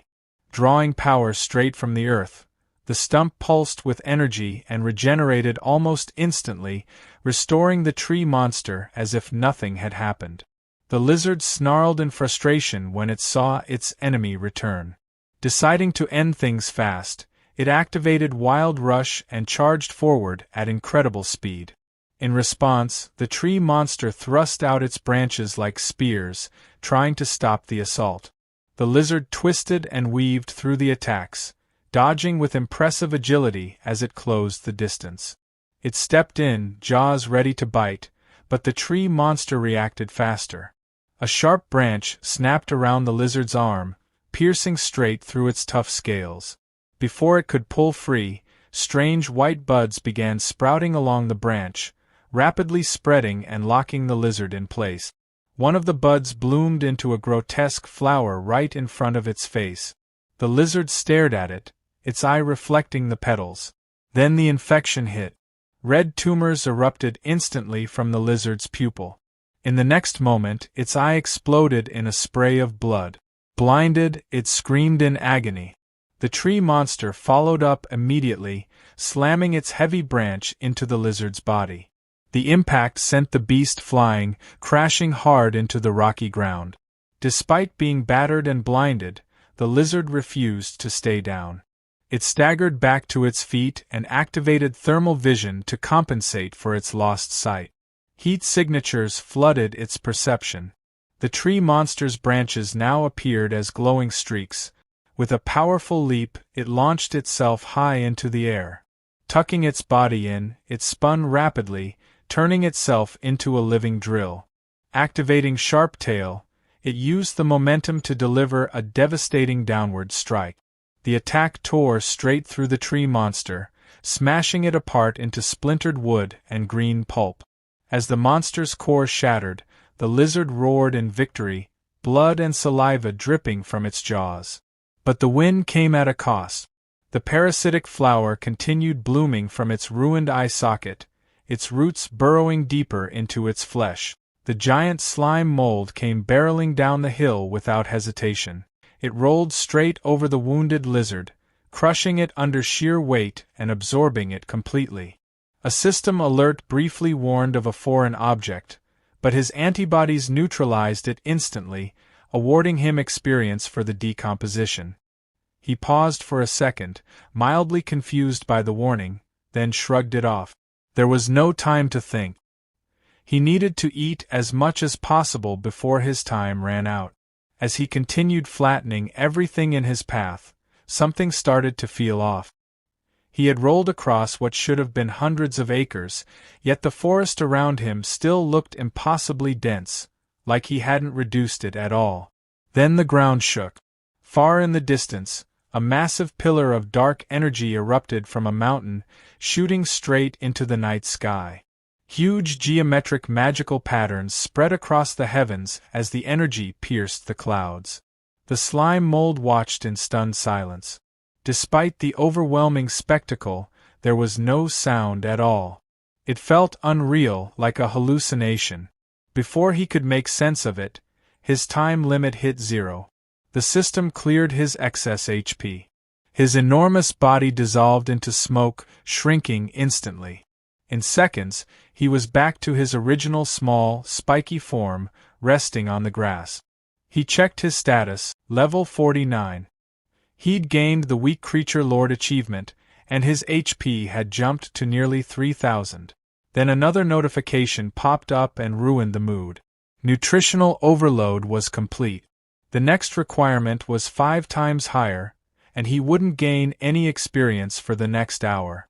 Lying in the crater his giant body had left behind, he muttered cynically, wondering if his fancy new title just meant he was king of kindergarten monsters. His body churned unpleasantly. Overeating had left him nauseous. Opening his inventory, he found it packed with junk. Rocks, wood, bones, all kinds of useless trash. Knowing he had to clear it out, his body convulsed as he vomited a massive pile of items onto the forest floor.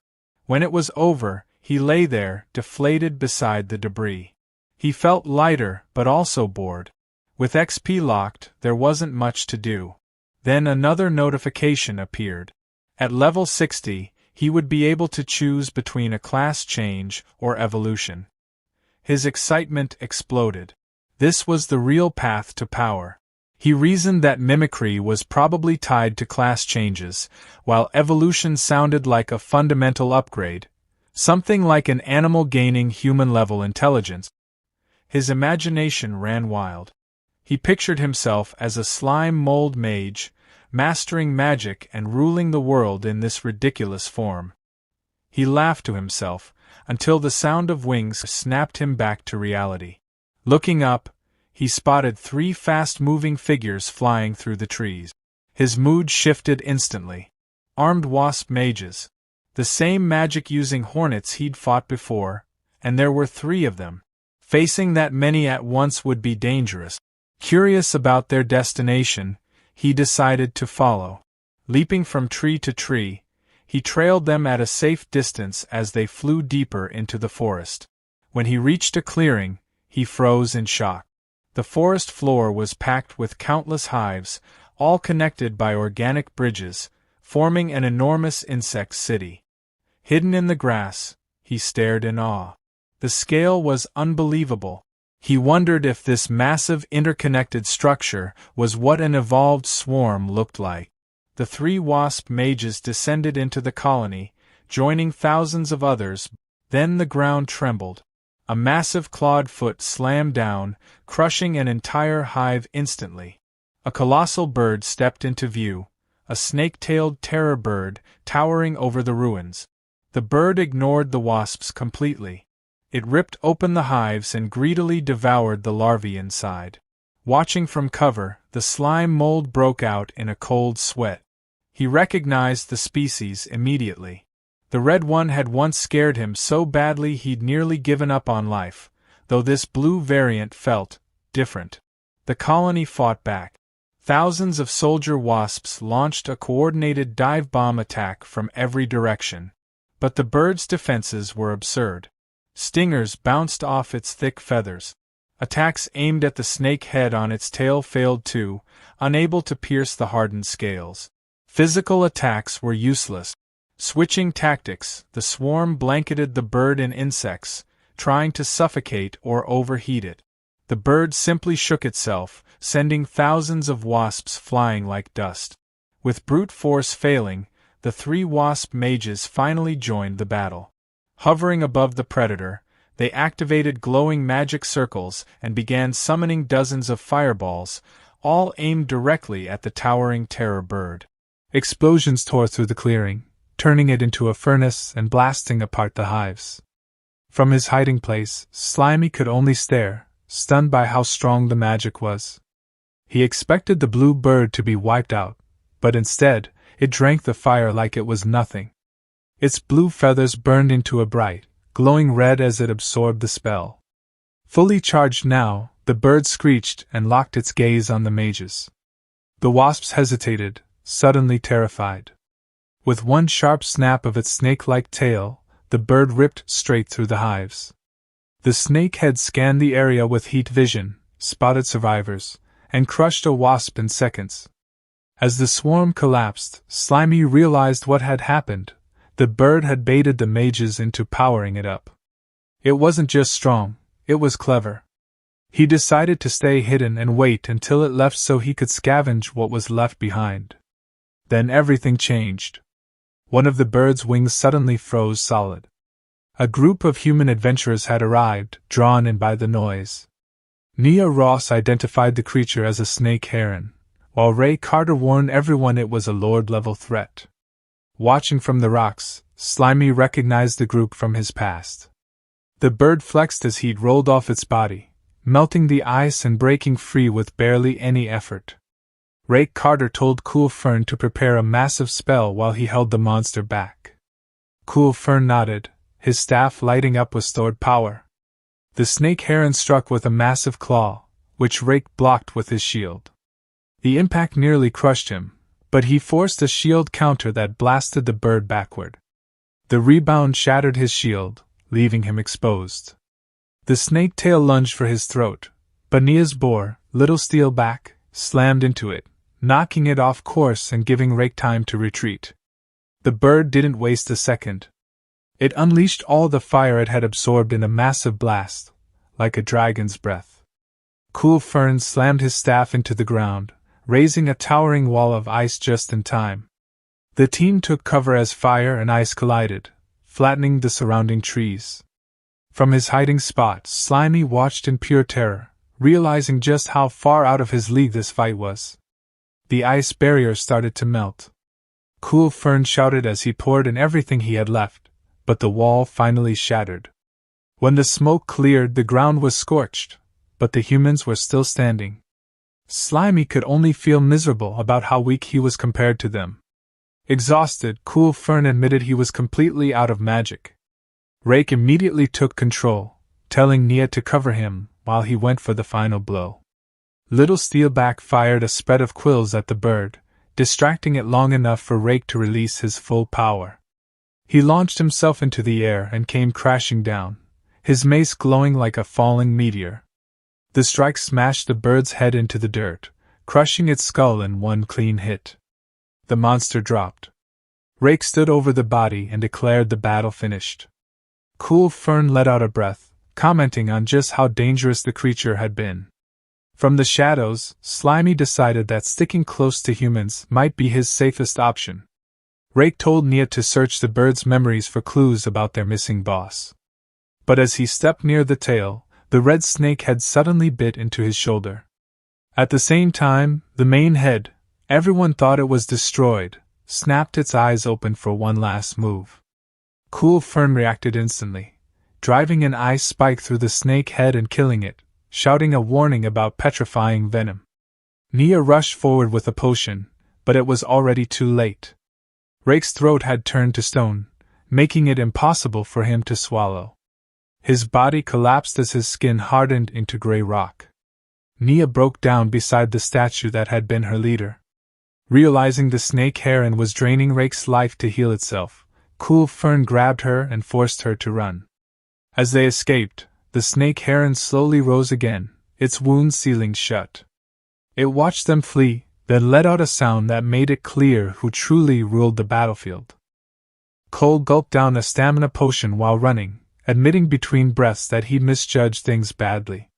He said the snake bird wasn't just lord level, it was already on par with a high-tier monster lord. Still, he believed there was hope. If they could make it out of the forest within a week and get the church to send a royal priest, Carter might still be saved. That hope shattered when the snake bird caught up. It slammed down in front of them, cracking the ground on impact. Cole stared in disbelief, muttering that it had regenerated far faster than he expected. He told Nia he'd take command from here. The bird lunged, claws flashing. Nia froze, panic taking over as she asked him what they were supposed to do. Cole told her not to be afraid. He said he'd already thought this through. He ordered her to conserve her magic for now, they needed to escape this cursed forest later. Then he began casting, unleashing an ice-gatling barrage. Frozen bullets hammered the snake bird, locking its legs in place as ice piled up around them. But the monster broke free. Heat built in its throat, it was about to cast high-tier flame magic again, and Cole knew immediately what was coming. He shouted at Nia to ignore everything else and just run. Seeing him walk straight toward the bird, Nia demanded to know what he was doing. Cole answered calmly that he had no choice. If he didn't pin it down here, either of them would escape, and immediately cast high-tier magic, summoning a glacial barrier, a massive wall of ice that rose between them. Nia screamed his name, but the other side of the wall was instantly swallowed by flames. The heat and light tore through the forest, leaving her devastated. Nia clenched her teeth and swung herself back onto Little Steelback's back, urging it forward as she rode away. She knew she had to leave this place immediately, and report everything about this twisted forest to the church. Staying any longer felt dangerous. Just then, her owl caught up to her. Nia felt a rush of relief. She had thought she'd lost it earlier when their magical connection was cut. Seeing it again was a huge comfort.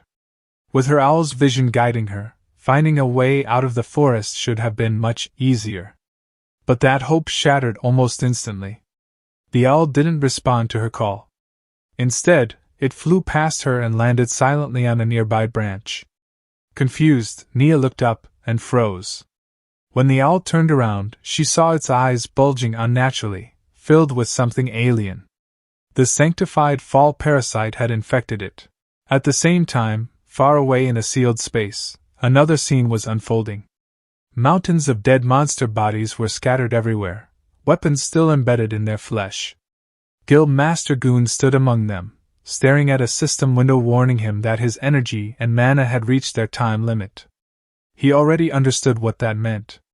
Suddenly, the dead flesh around him began to move. The corpses flowed together, merging into a single massive body. The entity that formed commented calmly that Goon was panting, clearly struggling to breathe. Over the past 2 years, Goon had exterminated every high-level magic beast in the swamp forest. This entity had died by his hands countless times already. It wondered aloud if Goon had finally used up all his assets. This being was Ko Yalawa, the king of the swamp forest.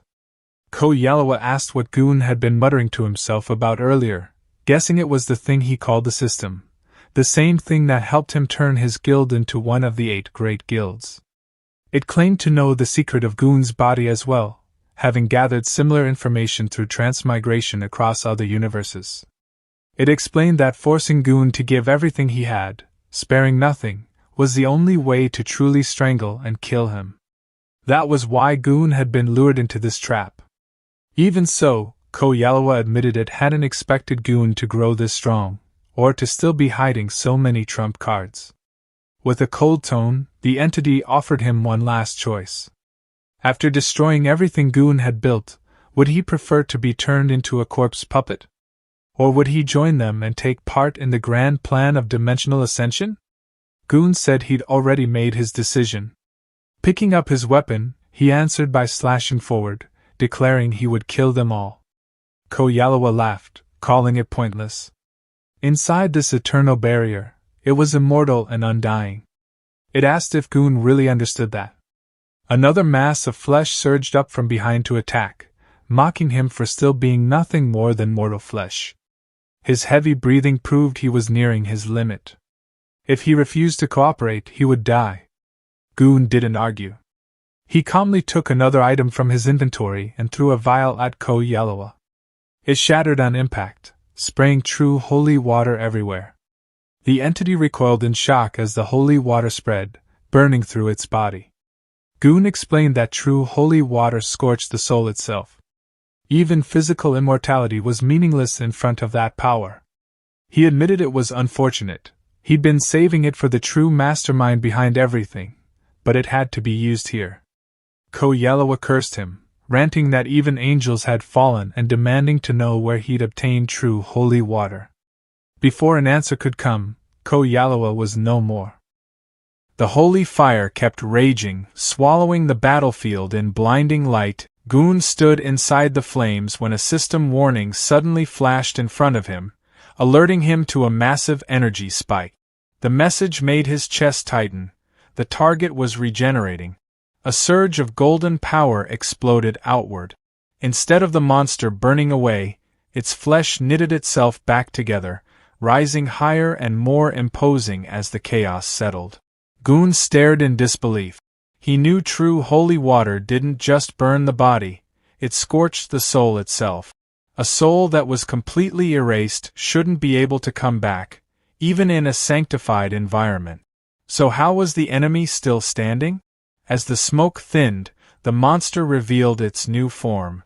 Kidoyawa hovered above the ground in what the system identified as sanctified fall mode, a horrifying floating red sphere, studded with writhing tentacles and a single unblinking eye at its center.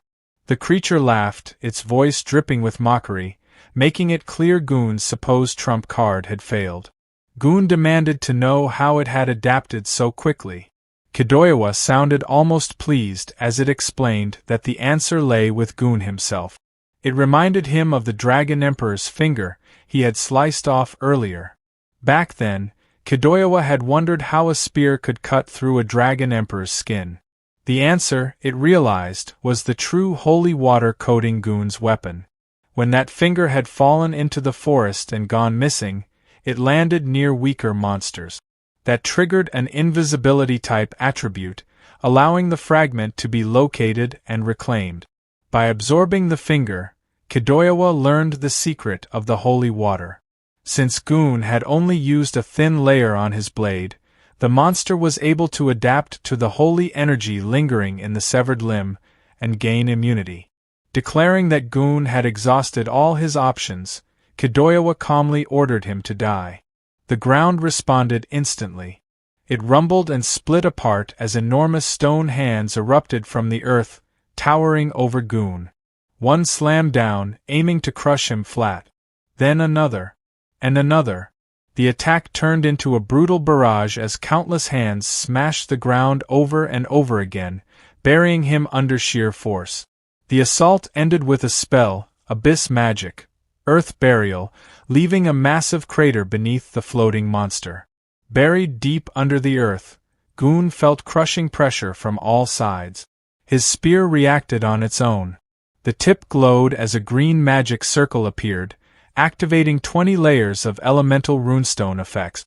Earth attribute absorption kicked in, neutralizing the weight and magic pressing down on him. The moment the pressure vanished, Goon exploded out of the rubble, launching himself skyward with his weapon blazing. He charged straight at the floating red sphere, activating his spear art, the technique meant to pierce all things. Kidoyawa sneered, pointing out that Goon's equipment had limit. It asked how long he thought he could keep struggling before unleashing necrotic shriek. The air screamed as thousands of red energy beams poured down like a storm. Goon met the attack head-on, his blue aura colliding violently with the flood of necrotic magic. System warnings stacked rapidly in his vision. His weapon's durability was nearly depleted. His magic resistance had dropped below 20%. His body was exhausted. Blood dripped from his mouth, but Goon ignored every warning.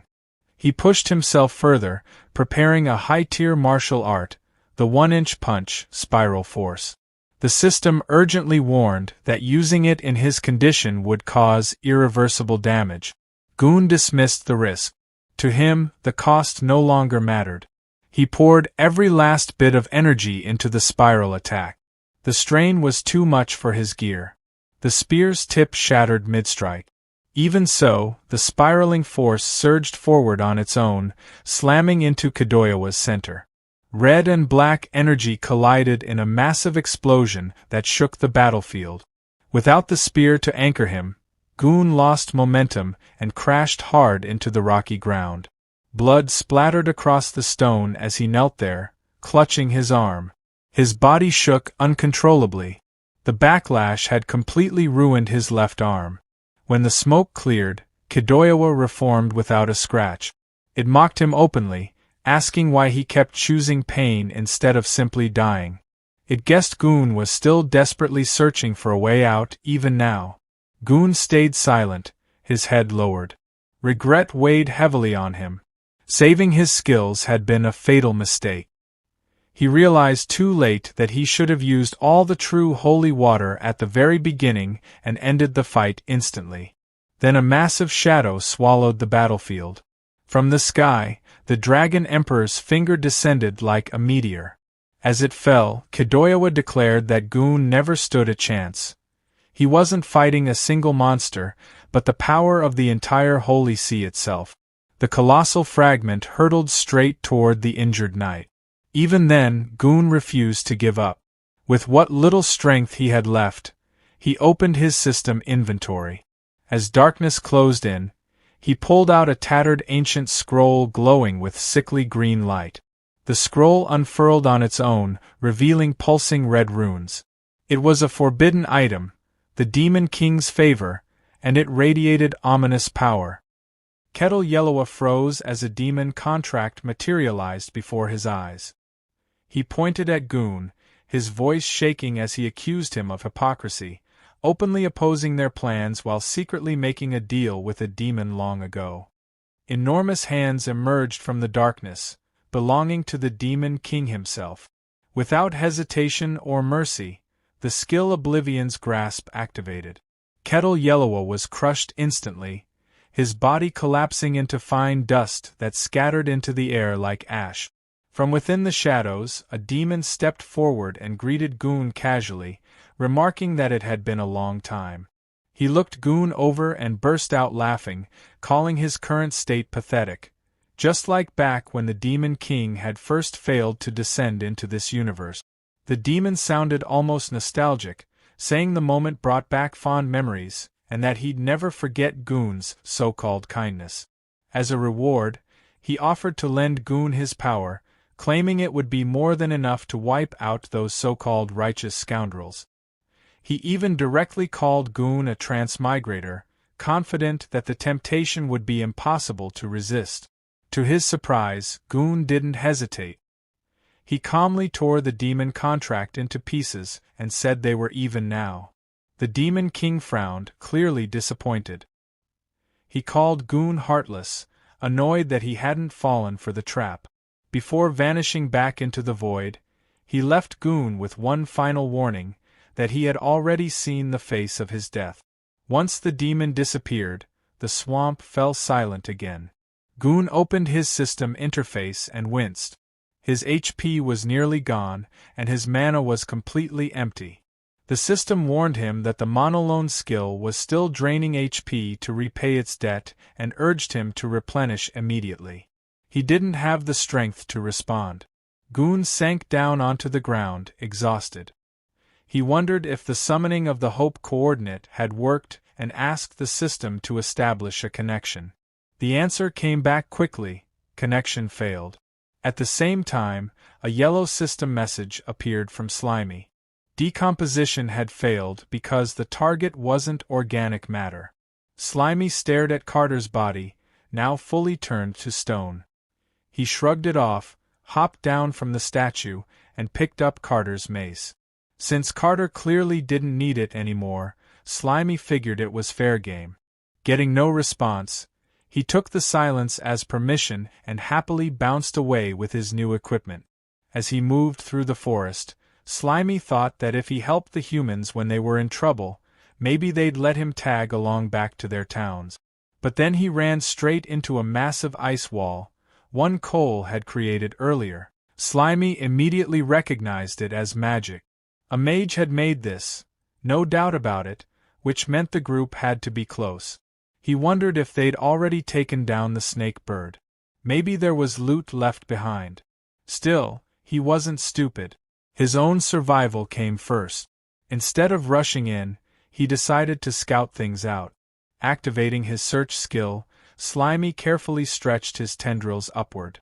The moment they peeked over the ice wall, his whole body went rigid. The snake bird was still alive. Worse, it was holding Cole. Cole's body was burned beyond recognition, his skin completely gone as if it had been peeled away by fire. Slimy didn't even have time to react before the snake bird casually opened its beak and swallowed Cole whole, like it was nothing more than another meal. That was enough. Slimy didn't hesitate. He turned and bolted.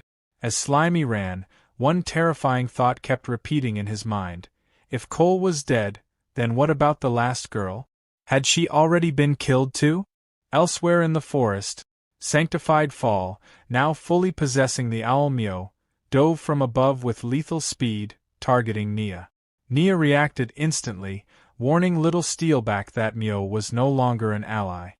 Her voice was calm but firm as she ordered a counterattack. Steelback responded at once, activating Spiny Back. Its fur stiffened and extended outward like rows of sharp nails, bracing for impact. But Mio was ready. As the owl charged, its beak began to glow. Iron Beak Gale activated, its neck stretching unnaturally as slicing force exploded outward in every direction. Trees were shredded in an instant. Trunks split apart, branches collapsed, and the forest itself seemed to be carved open. The sheer force drove Nia and Steelback backward as the attack tore through everything nearby, sending countless trees crashing to the ground. When the destruction finally settled, the forest lay in ruins. And yet, Nia was untouched. She sat calmly among the fallen trees. She sat on the ground amid the ruins, her body trembling. Panic crept into her voice as she cried out for help, her eyes darting across the devastation. She couldn't understand how Mio had ended up like this, how things had spiraled so badly. A harsh, strained grunting sound broke through the silence. Nia turned her head and spotted a spiky-haired boar pinned beneath a massive fallen log. It was Steelback. Forcing herself to stay calm, she called out to him, telling him not to be afraid. She explained that she would try to send her magic power into him and fix this somehow. The boar could only answer with weak, pained grunts. Above them, perched on a tree branch, Mio watched. 3 ghostly heads shaking, glowing faintly as its wings remained half spread. Without warning, the owl creature launched itself forward, wings fully spread as it attacked. Nia barely had time to react. She shrank back against the ground, raising her arms over her face, bracing herself for the impact she was sure was coming. At that exact moment, a skill activated. Mind control. The owl froze mid-motion. Its body stiffened, its expression twisting as its eyes flared with an unnatural glow. Suddenly, the world around Nia dissolved. She found herself floating in a dark, dreamlike space. Almost immediately, she understood where she was. This was Mio's mental world, just as the pet contract allowed. A faint sensation tugged at her awareness. She turned and noticed a distant light ahead. As she focused on it, the shape sharpened. A radiant, angel-like figure hovered in the distance, shining brilliantly, with the owl creature lingering nearby. When Nia finally faced the figure directly, Its overwhelming glow flooded her vision, leaving her unable to look away. Nia stood in the strange, glowing mental world, staring up at the radiant figure hovering above her. She quickly realized who it was and wondered why Lord Angel was inside Mio's mind at all. Lord Angel looked down at her calmly and told her to come closer, the voice steady and commanding. Then, without warning, the left side of that serene face twisted, shifting into something red and monstrous. The gentle presence vanished in an instant. Back in her physical body, Nia screamed, panic taking over as she begged desperately for someone, anyone, to save her. Nearby, Steelback trembled under the log, letting out a weak, pained sound as if sensing her terror. At the same moment, the owl creature, its eyes glowing wildly, lunged straight toward Nia. Before it could reach her, a spiked club crashed down onto the owl's head midair. The impact was brutal, sending the creature flying backward and clearing it from the fight in an instant. Nia remained collapsed on the ground, eyes squeezed shut, completely unaware of what had just saved her. When Nia finally opened her eyes, she froze. Right in front of her, it was Captain Hawk's slime meteor hammer. Slimy swung the massive flail with growing confidence, convinced its control over its own body had finally reached perfection. In its mind, a stone was no different from a bullet, and the flail itself was basically a cannon. That confidence lasted exactly one swing too long. The weapon came down with a loud crack, straight onto Steelback's head. Slimy froze. A bead of cold sweat formed as it realized what it had just done. Awkwardly, it pulled the flail back, its body squirming as the weapon dissolved and melted back into its form. Steelback shook his head and let out a low grunt, looking more annoyed than injured. Nia slowly pushed herself upright and turned toward Slimy. Relief flooded her face as she thanked it for saving them.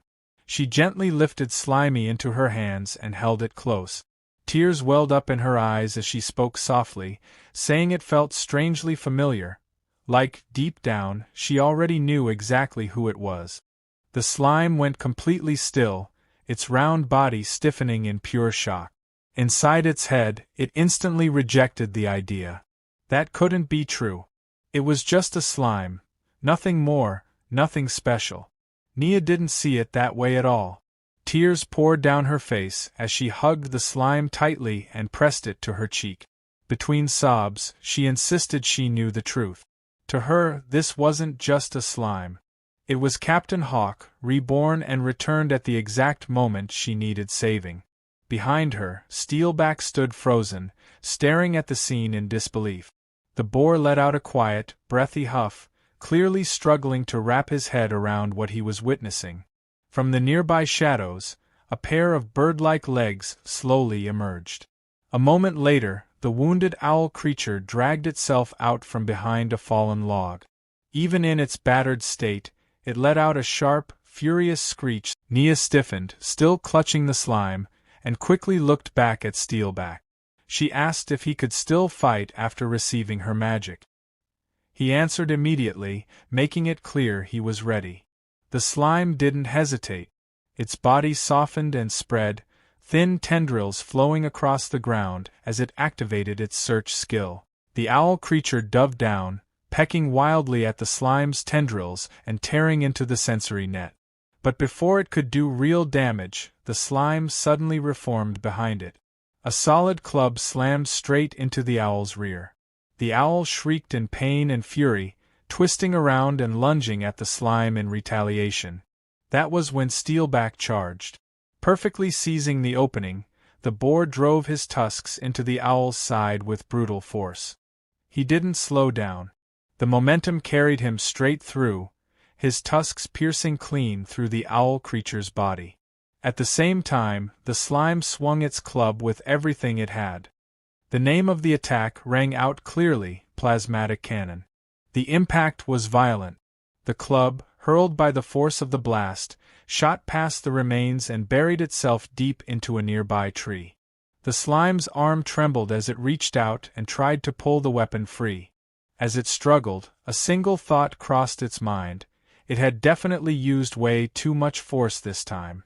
Nia stood quietly, watching as the slime finally pulled its weapon free from the tree.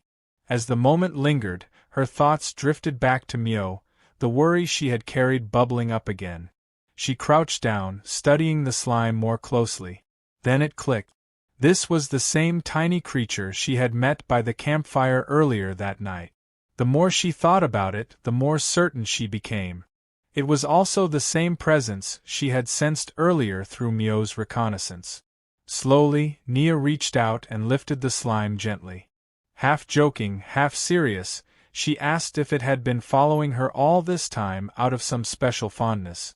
Cradled in her hands, the slime stiffened in surprise. A single thought flashed through its mind: could this finally be it? A golden magic circle appeared on the ground beneath them, glowing softly, the words, "Pet Pact," shimmering within it.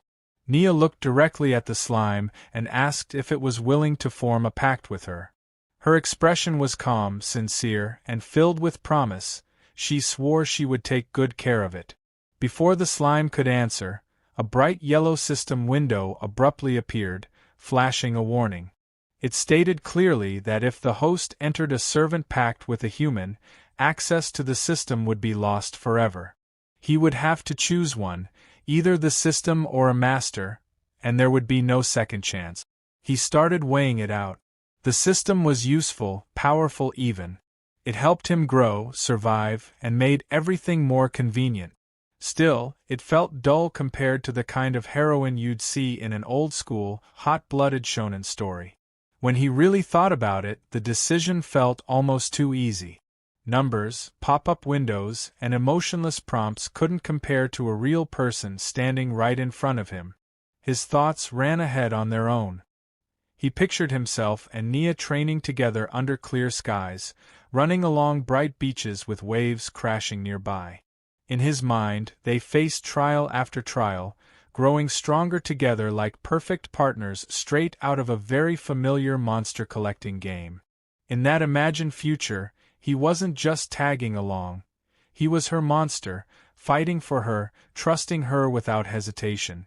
They kept climbing higher, dungeon after dungeon, battle after battle. Nia pushed herself hard, and Slimy kept pace, evolving alongside her through every struggle and win. Eventually, she became a champion-level master, her name spreading across nations. Monster taming exploded in popularity, and she rose as the strongest rookie adventurer, gaining fans everywhere she went. People talked about her with admiration wherever she showed up. In that version of the future, Slimy even imagined merging with her, becoming her most powerful and stylish gear, something no one else could copy. With his slime-shaping abilities, he continued evolving until he finally turned into a handsome man, able to stand beside her as an equal. Together, they defeated the great demon king, brought an end to the age of darkness, and restored peace. After that, they got married, settled down, had tons of kids, and lived a quiet life with Steelback always nearby. To Slimy, stories built around systems already felt worn out.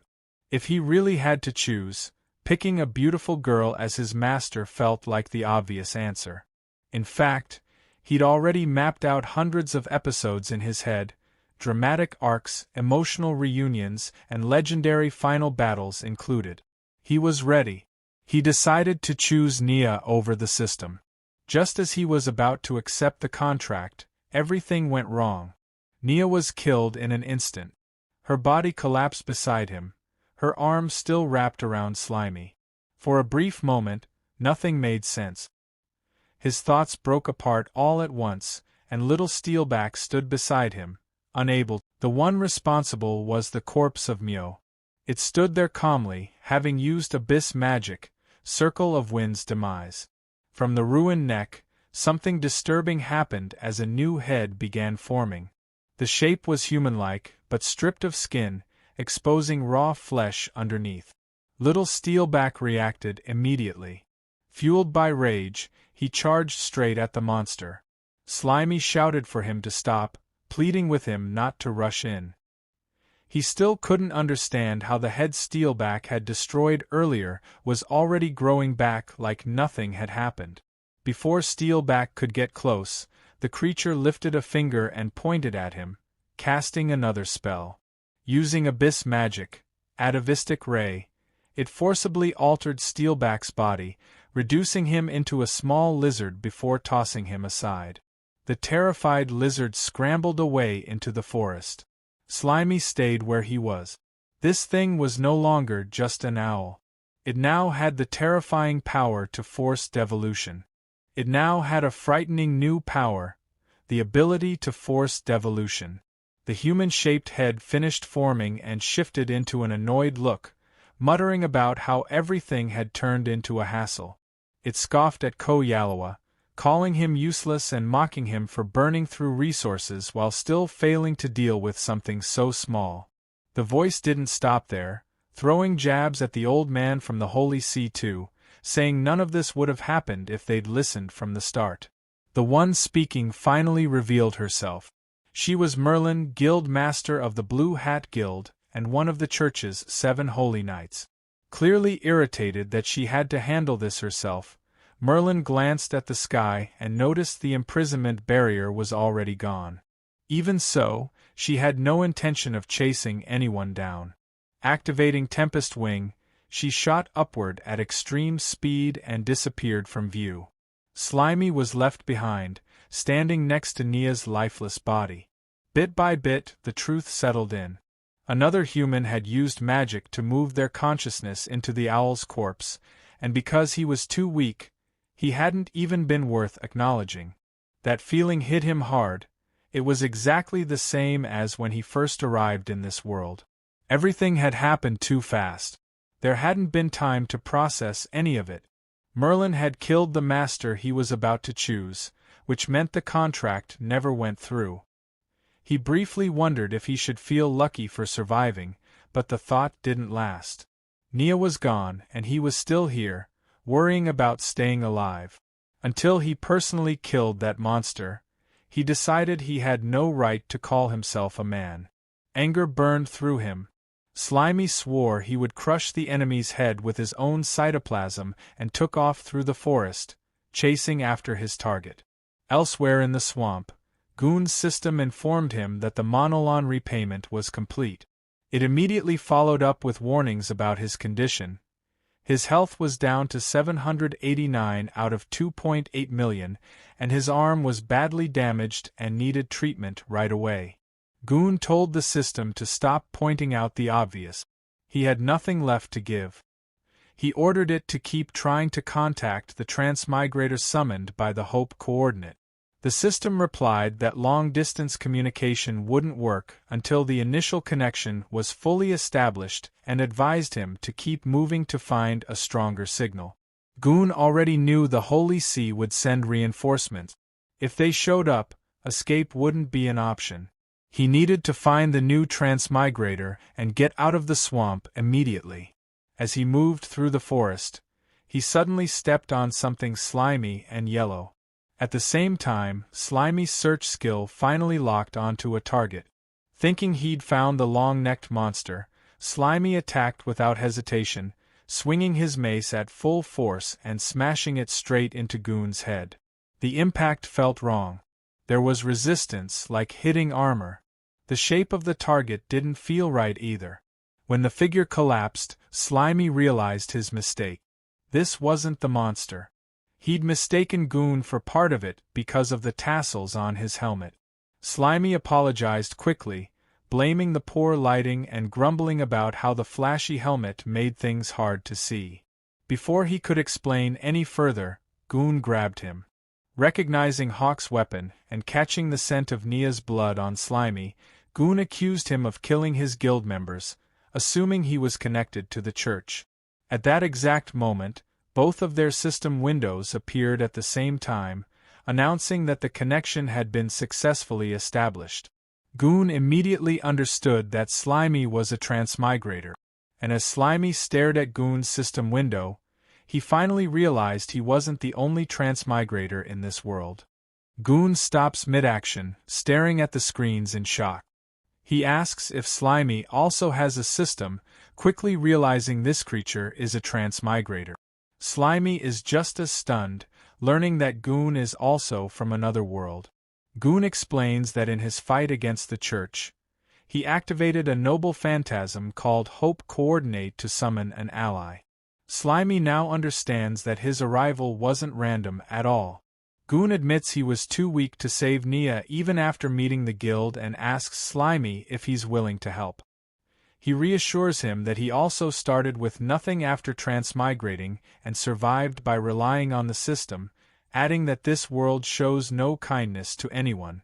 Goon then removes his helmet, revealing he isn't human and that he hides his face for a reason.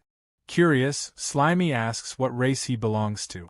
Goon admits he's a goblin, one of the most hated races. Expecting something completely different, Slimy comments that he'd rather remain a cute slime than look like an ugly green monster. Goon reveals his face instead, refined and elf-like. He casually mentions that his appearance causes problems, just not the kind Slimy imagined. Slimy complains it's unfair for a goblin to look that good, but Goon brushes it off, pointing out that humans would chase him anywhere, while a slime's small body is perfect for moving unnoticed. As Slimy keeps grumbling about appearances, Goon rises, supporting his injured arm. He mentions that he founded the guild to unite different races, then warns that the church has sent a ruthless knight named Merlin, the guild master of the Blue Hat Guild. When Slimy asks what they should do next, Goon reaches out his hand.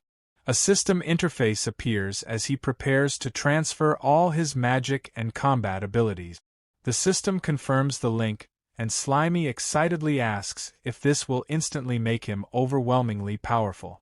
Goon explains that he walked straight into a trap set by the Pope, with the old man from the Holy See pulling the strings, and has already exhausted his strength. He needs Slimy to be the one who continues the fight. When Slimy jokes that this sounds like a typical hatred of the church, Goon corrects him.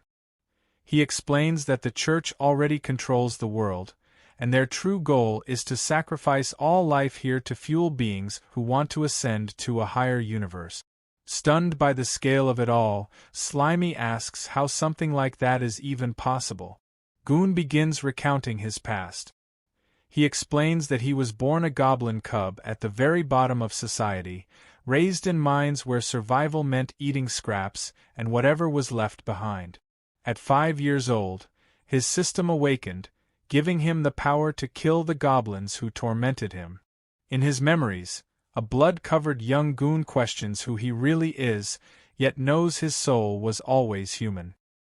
He goes on to explain that he rescued imprisoned female heroes and helped them recover using a skill called dual cultivation. Slimy agrees that even with a monster body, Goon's heart is human. Then it clicks what that skill really means, and Slimy awkwardly points out that it involves sex, comparing it to his own useless decomposition ability. Goon confirms it without hesitation, admitting the skill is exhausting and even saying he envies Slimy. He explains that partnering with different classes boosted different stats, warriors strengthened his vitality, mages increased his magic output, and the experience gain was massive. He used that power to protect them and start families. Wanting a safer future, he moved them all to the royal capital. Hearing this, Slimy explodes with jealousy, accusing Goon of bragging about his love life. The tone shifts instantly. Goon's voice breaks as he says moving to the capital was a fatal mistake that cost him his wives and child. A heavy presence interrupts the transfer at 12%. Merlin arrives, now inhabiting a massive bird-like body, announcing that he's finally found Goon. Goon senses the danger immediately. He shoves Slimy out of harm's way and dodges unseen slashes tearing through the space around him. Merlin follows up by casting Abyss Magic, Circle of Wind's demise, forming a giant tornado that rips through the forest. When the destruction settles, Merlin stands calmly in the center of a crater. He taunts Goon, openly stating he knows he's a goblin and wants to capture him for experiment. Ignoring orders to kill him, Merlin mockingly brings up Ko Yalawa, asking how Goon managed to defeat an undying monster. Goon pulls himself from the wreckage as his system warns that his armor is destroyed and suggests retreat. He shuts the warning down. Merlin notices him speaking to an unseen interface and jokes about claiming the system for himself once he steals Goon's body. Bleeding, Goon realizes Merlin is a devil and that the undying monster was the result of twisted experiments. Merlin scoffs, saying human lives mean nothing. Suddenly, slime-coated rocks fly toward him. Merlin catches them without effort, barely glancing over. Slimy trembles in the distance as Merlin looks at him with mild pity and uses a gaze that locks Slimy in place, making him feel examined inside and out. Merlin then notices something off. Realizing he was fooled by a decoy, he spots Goon retreating in size, wondering where he thinks he can escape. That's when Goon drops from above, launching a counterattack with physical arts, weak point break. Merlin responds instantly, casting Geometric Inferno and trapping Goon inside a massive cube of fire. Watching the flames, Slimy cries, convinced this is the end for his ally. Merlin smiles, acknowledging the risk but confident the outcome won't change. Then Goon punches straight through the fire. His technique works even against magic, shattering the spell. Merlin stares as Goon's hand bursts through the flames and grabs him. Goon locks his grip on the mage and declares that he finally has him. Surrounded by fire, Goon states that even if this kills him, he will make sure Merlin goes down with him. The system screen flashed showing that only 1 point of health remained out of an absurdly high total. A notice explained that the desperate struggle state had kicked in for 1 minute, locking HP at 1 no matter what damage came in. Nearby, Goon spoke under his breath, activating a skill called the Final Accord. Merlin reacted instantly. His face twisted unnaturally, sharp teeth showing as a voice burst out of him, shouting at Goon to stop and demanding whether he even understood the cost of using that skill. Another system window appeared, this time with urgent warnings. It explained that the Final Accord would cancel out desperate struggle, drop the host's HP straight to 0, and completely erase both body and soul. The system urged careful consideration. Goon didn't hesitate. Holding Merlin down at the center of the ground, he triggered the spell anyway. A huge green and yellow magic circle flared to life beneath them, flooding the area with violent energy. He simply said that it didn't matter. Merlin screamed as power was ripped out of him, white light tearing away from his eyes and mouth while the sound of extraction echoed again and again. Amid the chaos, Goon looked calm. Surrounded by swirling energy, he sent a final system message to Slimy. He apologized, explaining that this was the only way left to get rid of Merlin. He told Slimy that saving the world was now their responsibility and warned them never to put trust in the church. Slimy stared up, eyes wet, overwhelmed.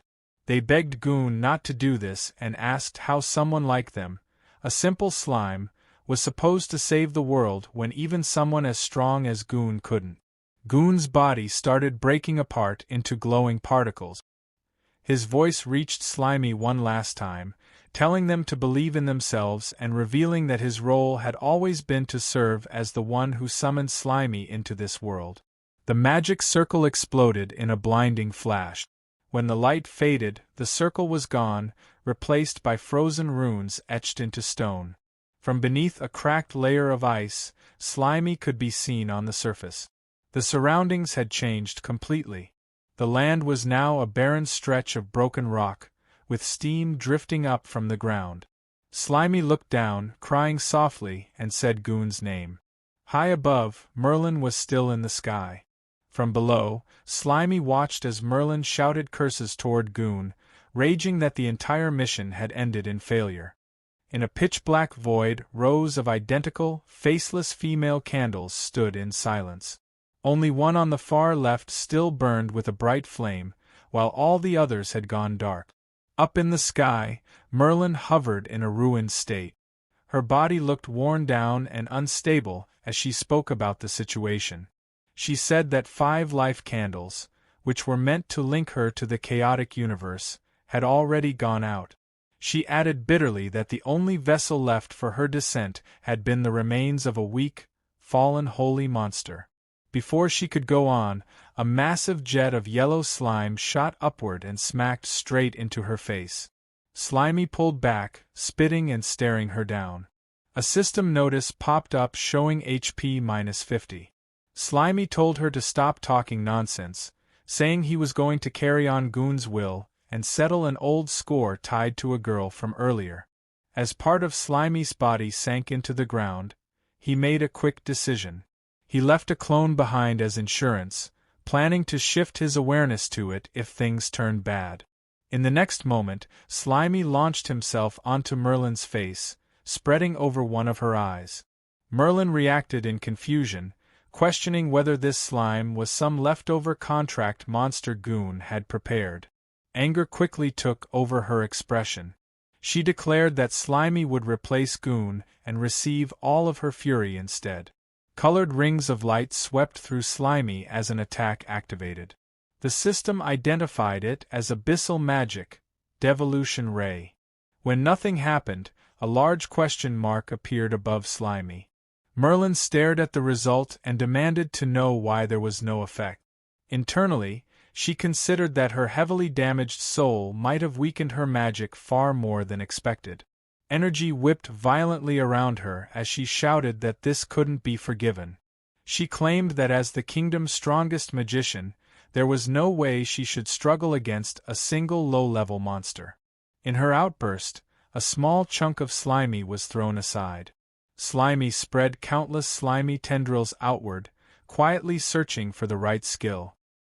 He judged that Goon had already left Merlin barely holding on, and more importantly, she had no idea about his hidden option. Slimy decided to take advantage of that gap and strike without warning. Out of nowhere, a snake-like bird slammed into Merlin, sending her flying backward.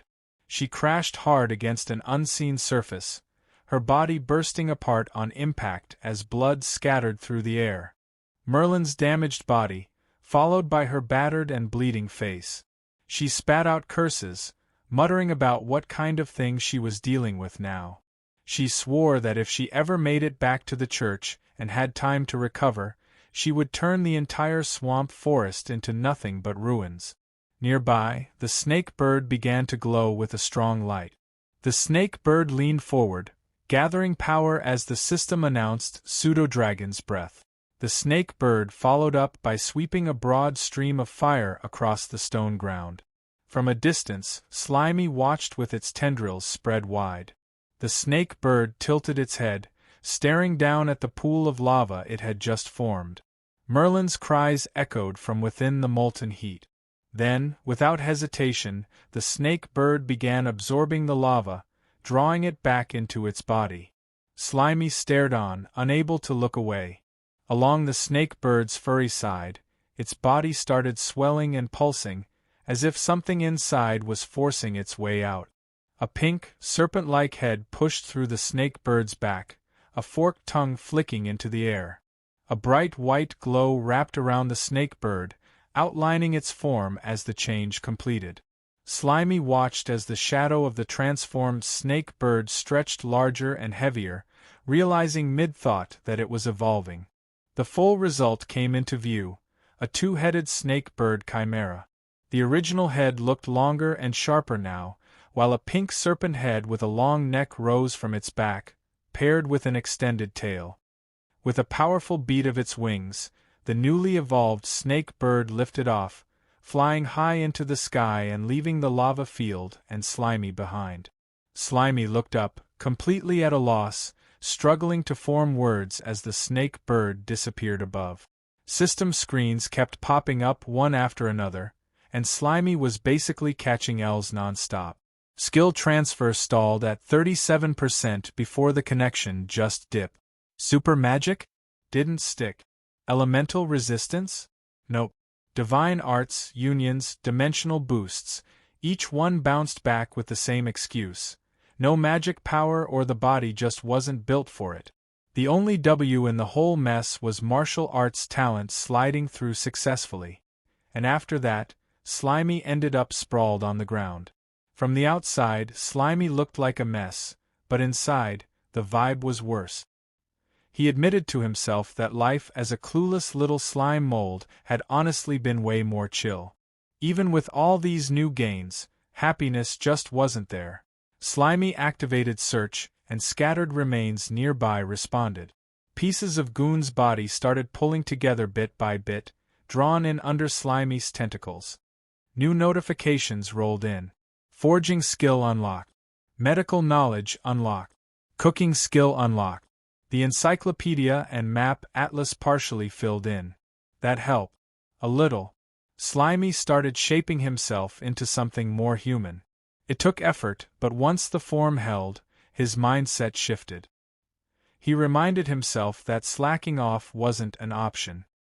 He told himself he had to carry on Brother Goon's legacy, because if the church really went through with sacrificing the world, nobody was making it out. He kept reinforcing the shape, filling it in, sticking everything together. The result wasn't perfect, but it was close enough. Slimy figured that even without a real body, controlling it like this should work. Then he tried moving. The moment he put weight on it, the whole thing got shaky. Standing turned into a struggle, and one wrong adjustment sent everything out of sync. He tried correcting himself, but the coordination was a nightmare. Focus on one side, lose the other. Manage the top half, lose control of the legs.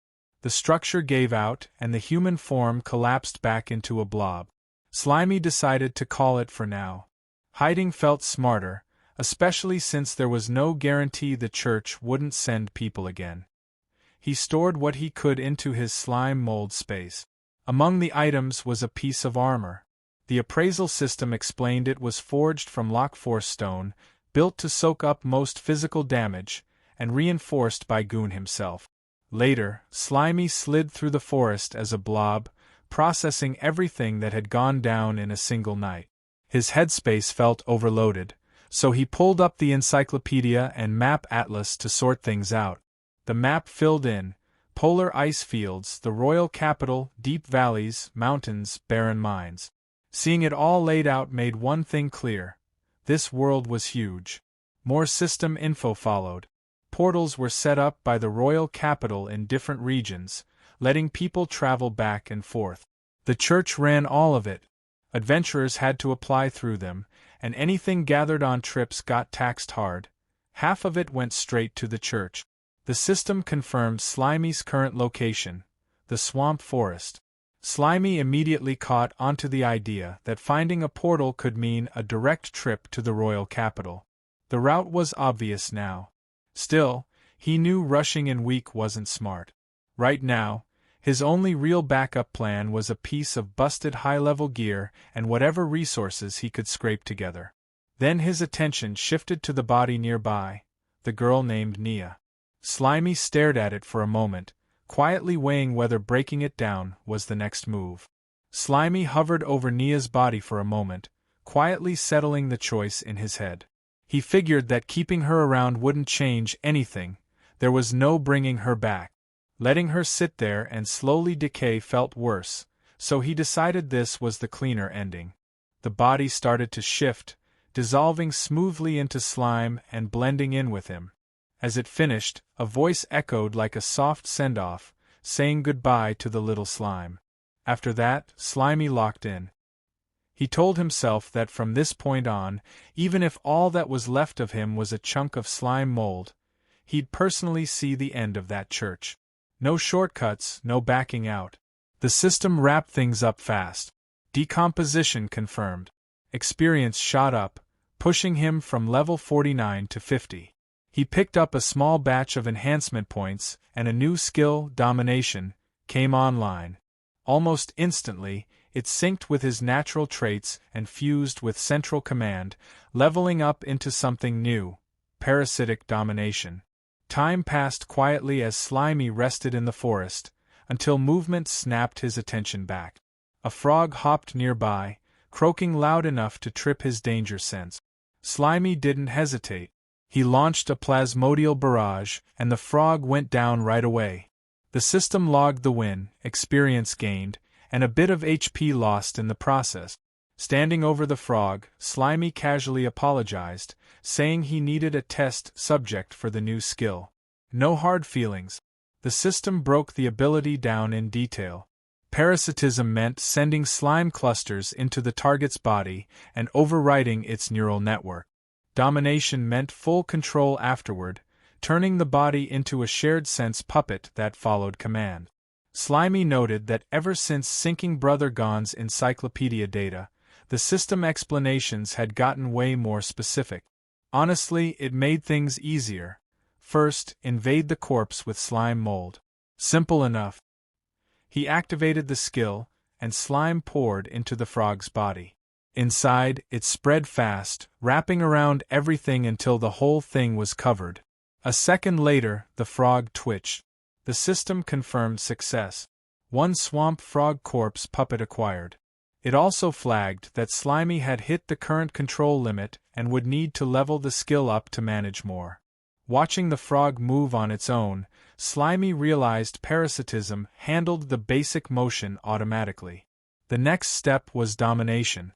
He focused, getting ready to shift his awareness into the slime cluster inside the body and take full control. Slimy realized that his consciousness had really transferred into a corpse. A system window appeared beside what used to be a swamp frog. System: Corpse Puppet, Swamp Frog. Durability: 0%. Available skills: Charged Strike, Tongue Fist, Pounce Bite. Slimy noted that there was even a species introduction. He found it interesting, then focused on the durability. He reminded himself that since it was already a corpse, having 0 durability made sense. There was no HP to talk about. From the frog's low point of view, the forest looked massive. Slimy observed that the field of vision was incredibly wide and figured this must be how a swamp frog saw the world. He found it strangely magical. Looking at the frog's hands, he realized that because he had invaded all the nerves, he had inherited the muscle memory too. He commented to himself that it felt exactly like using his own body, with no need to adjust. Then he considered something else. He realized that after turning a body into a puppet, his main slime body would switch into automatic mode. He admitted that sounded a little risky. Thinking about actual combat, Slimy told himself he would need to stay hidden first, then make a move. A moment later, he dropped the serious thoughts. For now, he decided he just wanted to try driving this new body. The frog's tongue shot out. System: Tongue Fist. The frog started hopping around, croaking repeatedly. Slimy found it incredibly entertaining. He noted that it was fun and decided to explore somewhere else. The frog moved through the forest and spotted a snail. It called out for the little snail not to run and immediately lunged forward. Right after that, the system began to glitch. Signal weak, disconnected. Back in his slime body, Slimy estimated the distance to be about 30 meters. He realized that when controlling a parasitic puppet, he couldn't move too far away from the main body. The frog continued croaking and attacking with its tongue even without his direct control. From his slime body, Slimy finally understood what was happening. He concluded that it wasn't coming back to life. He worked out that the main body functioned like a signal transmission station. When he actively controlled the puppet and moved too far away, the connection would drop because the signal became weak. On the other hand, when the puppet stayed close to the main body, the parasitic corpse would enter automatic mode and act based on its instincts from when it was alive. The frog lashed out again and missed. Watching this, Slimy commented that the automatic mode did not seem very smart. Slimy decided not to overthink it. He recalled the frog puppet and stored it back into his storage space. Thought, forget it. Let's call it back first. A system window popped up. System: Parasitic Puppet, Swamp Frog X1. Slimy then started thinking about the snake bird he had encountered earlier. Following that logic, he figured that as long as he defeated that creature, He should be able to parasitize its corpse too. His imagination ran wild. He pictured himself riding a powerful snake bird through the skies. If he could parasitize a high-level magic beast, that would be amazing.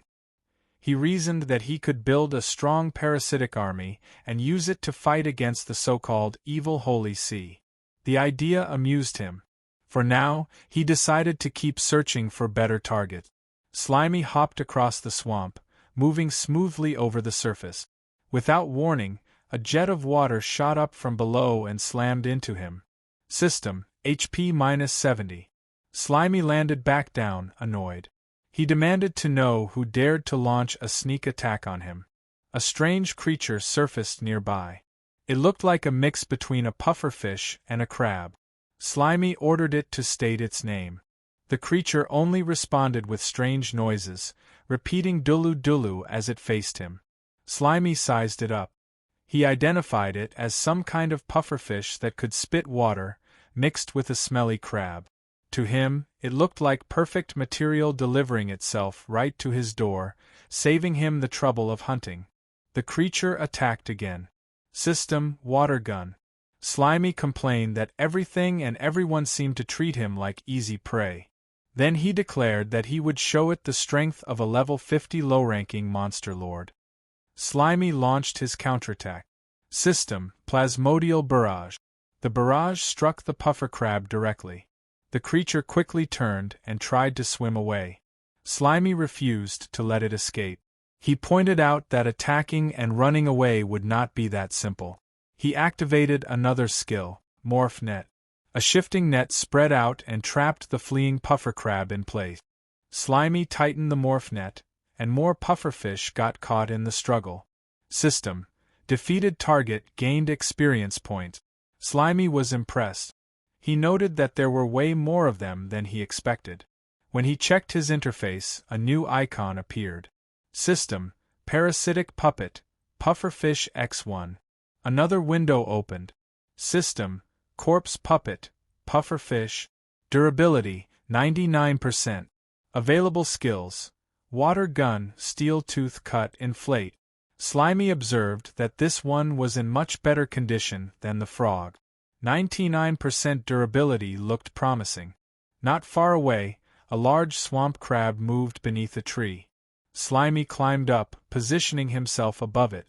Without hesitation, he dropped down and launched plasmodial barrage from above, striking the crab directly. He landed on top of the creature as it struggled beneath him, its legs thrashing. As it tried to shake him off, Slimy slipped between the gaps in its shell. He commented that if it wanted to throw him off, it should first deal with him drilling through the openings in its carapace. He squeezed inside. System. Defeated target gained experience points. Once the crab's resistance stopped, Slimy activated his skill. System, Dominion. The takeover completed smoothly. A new icon appeared. System, Parasitic Puppet, Swamp Crab X1. Another status window opened. Corpse Puppet, Swamp Crab. Durability, 99%. Available skills. Water gun, mud foam, clamp clamp clamp clamp. Slimy reviewed the crab's skills with interest. Between the frog, the pufferfish, and now the swamp crab, his parasitic lineup was steadily expanding.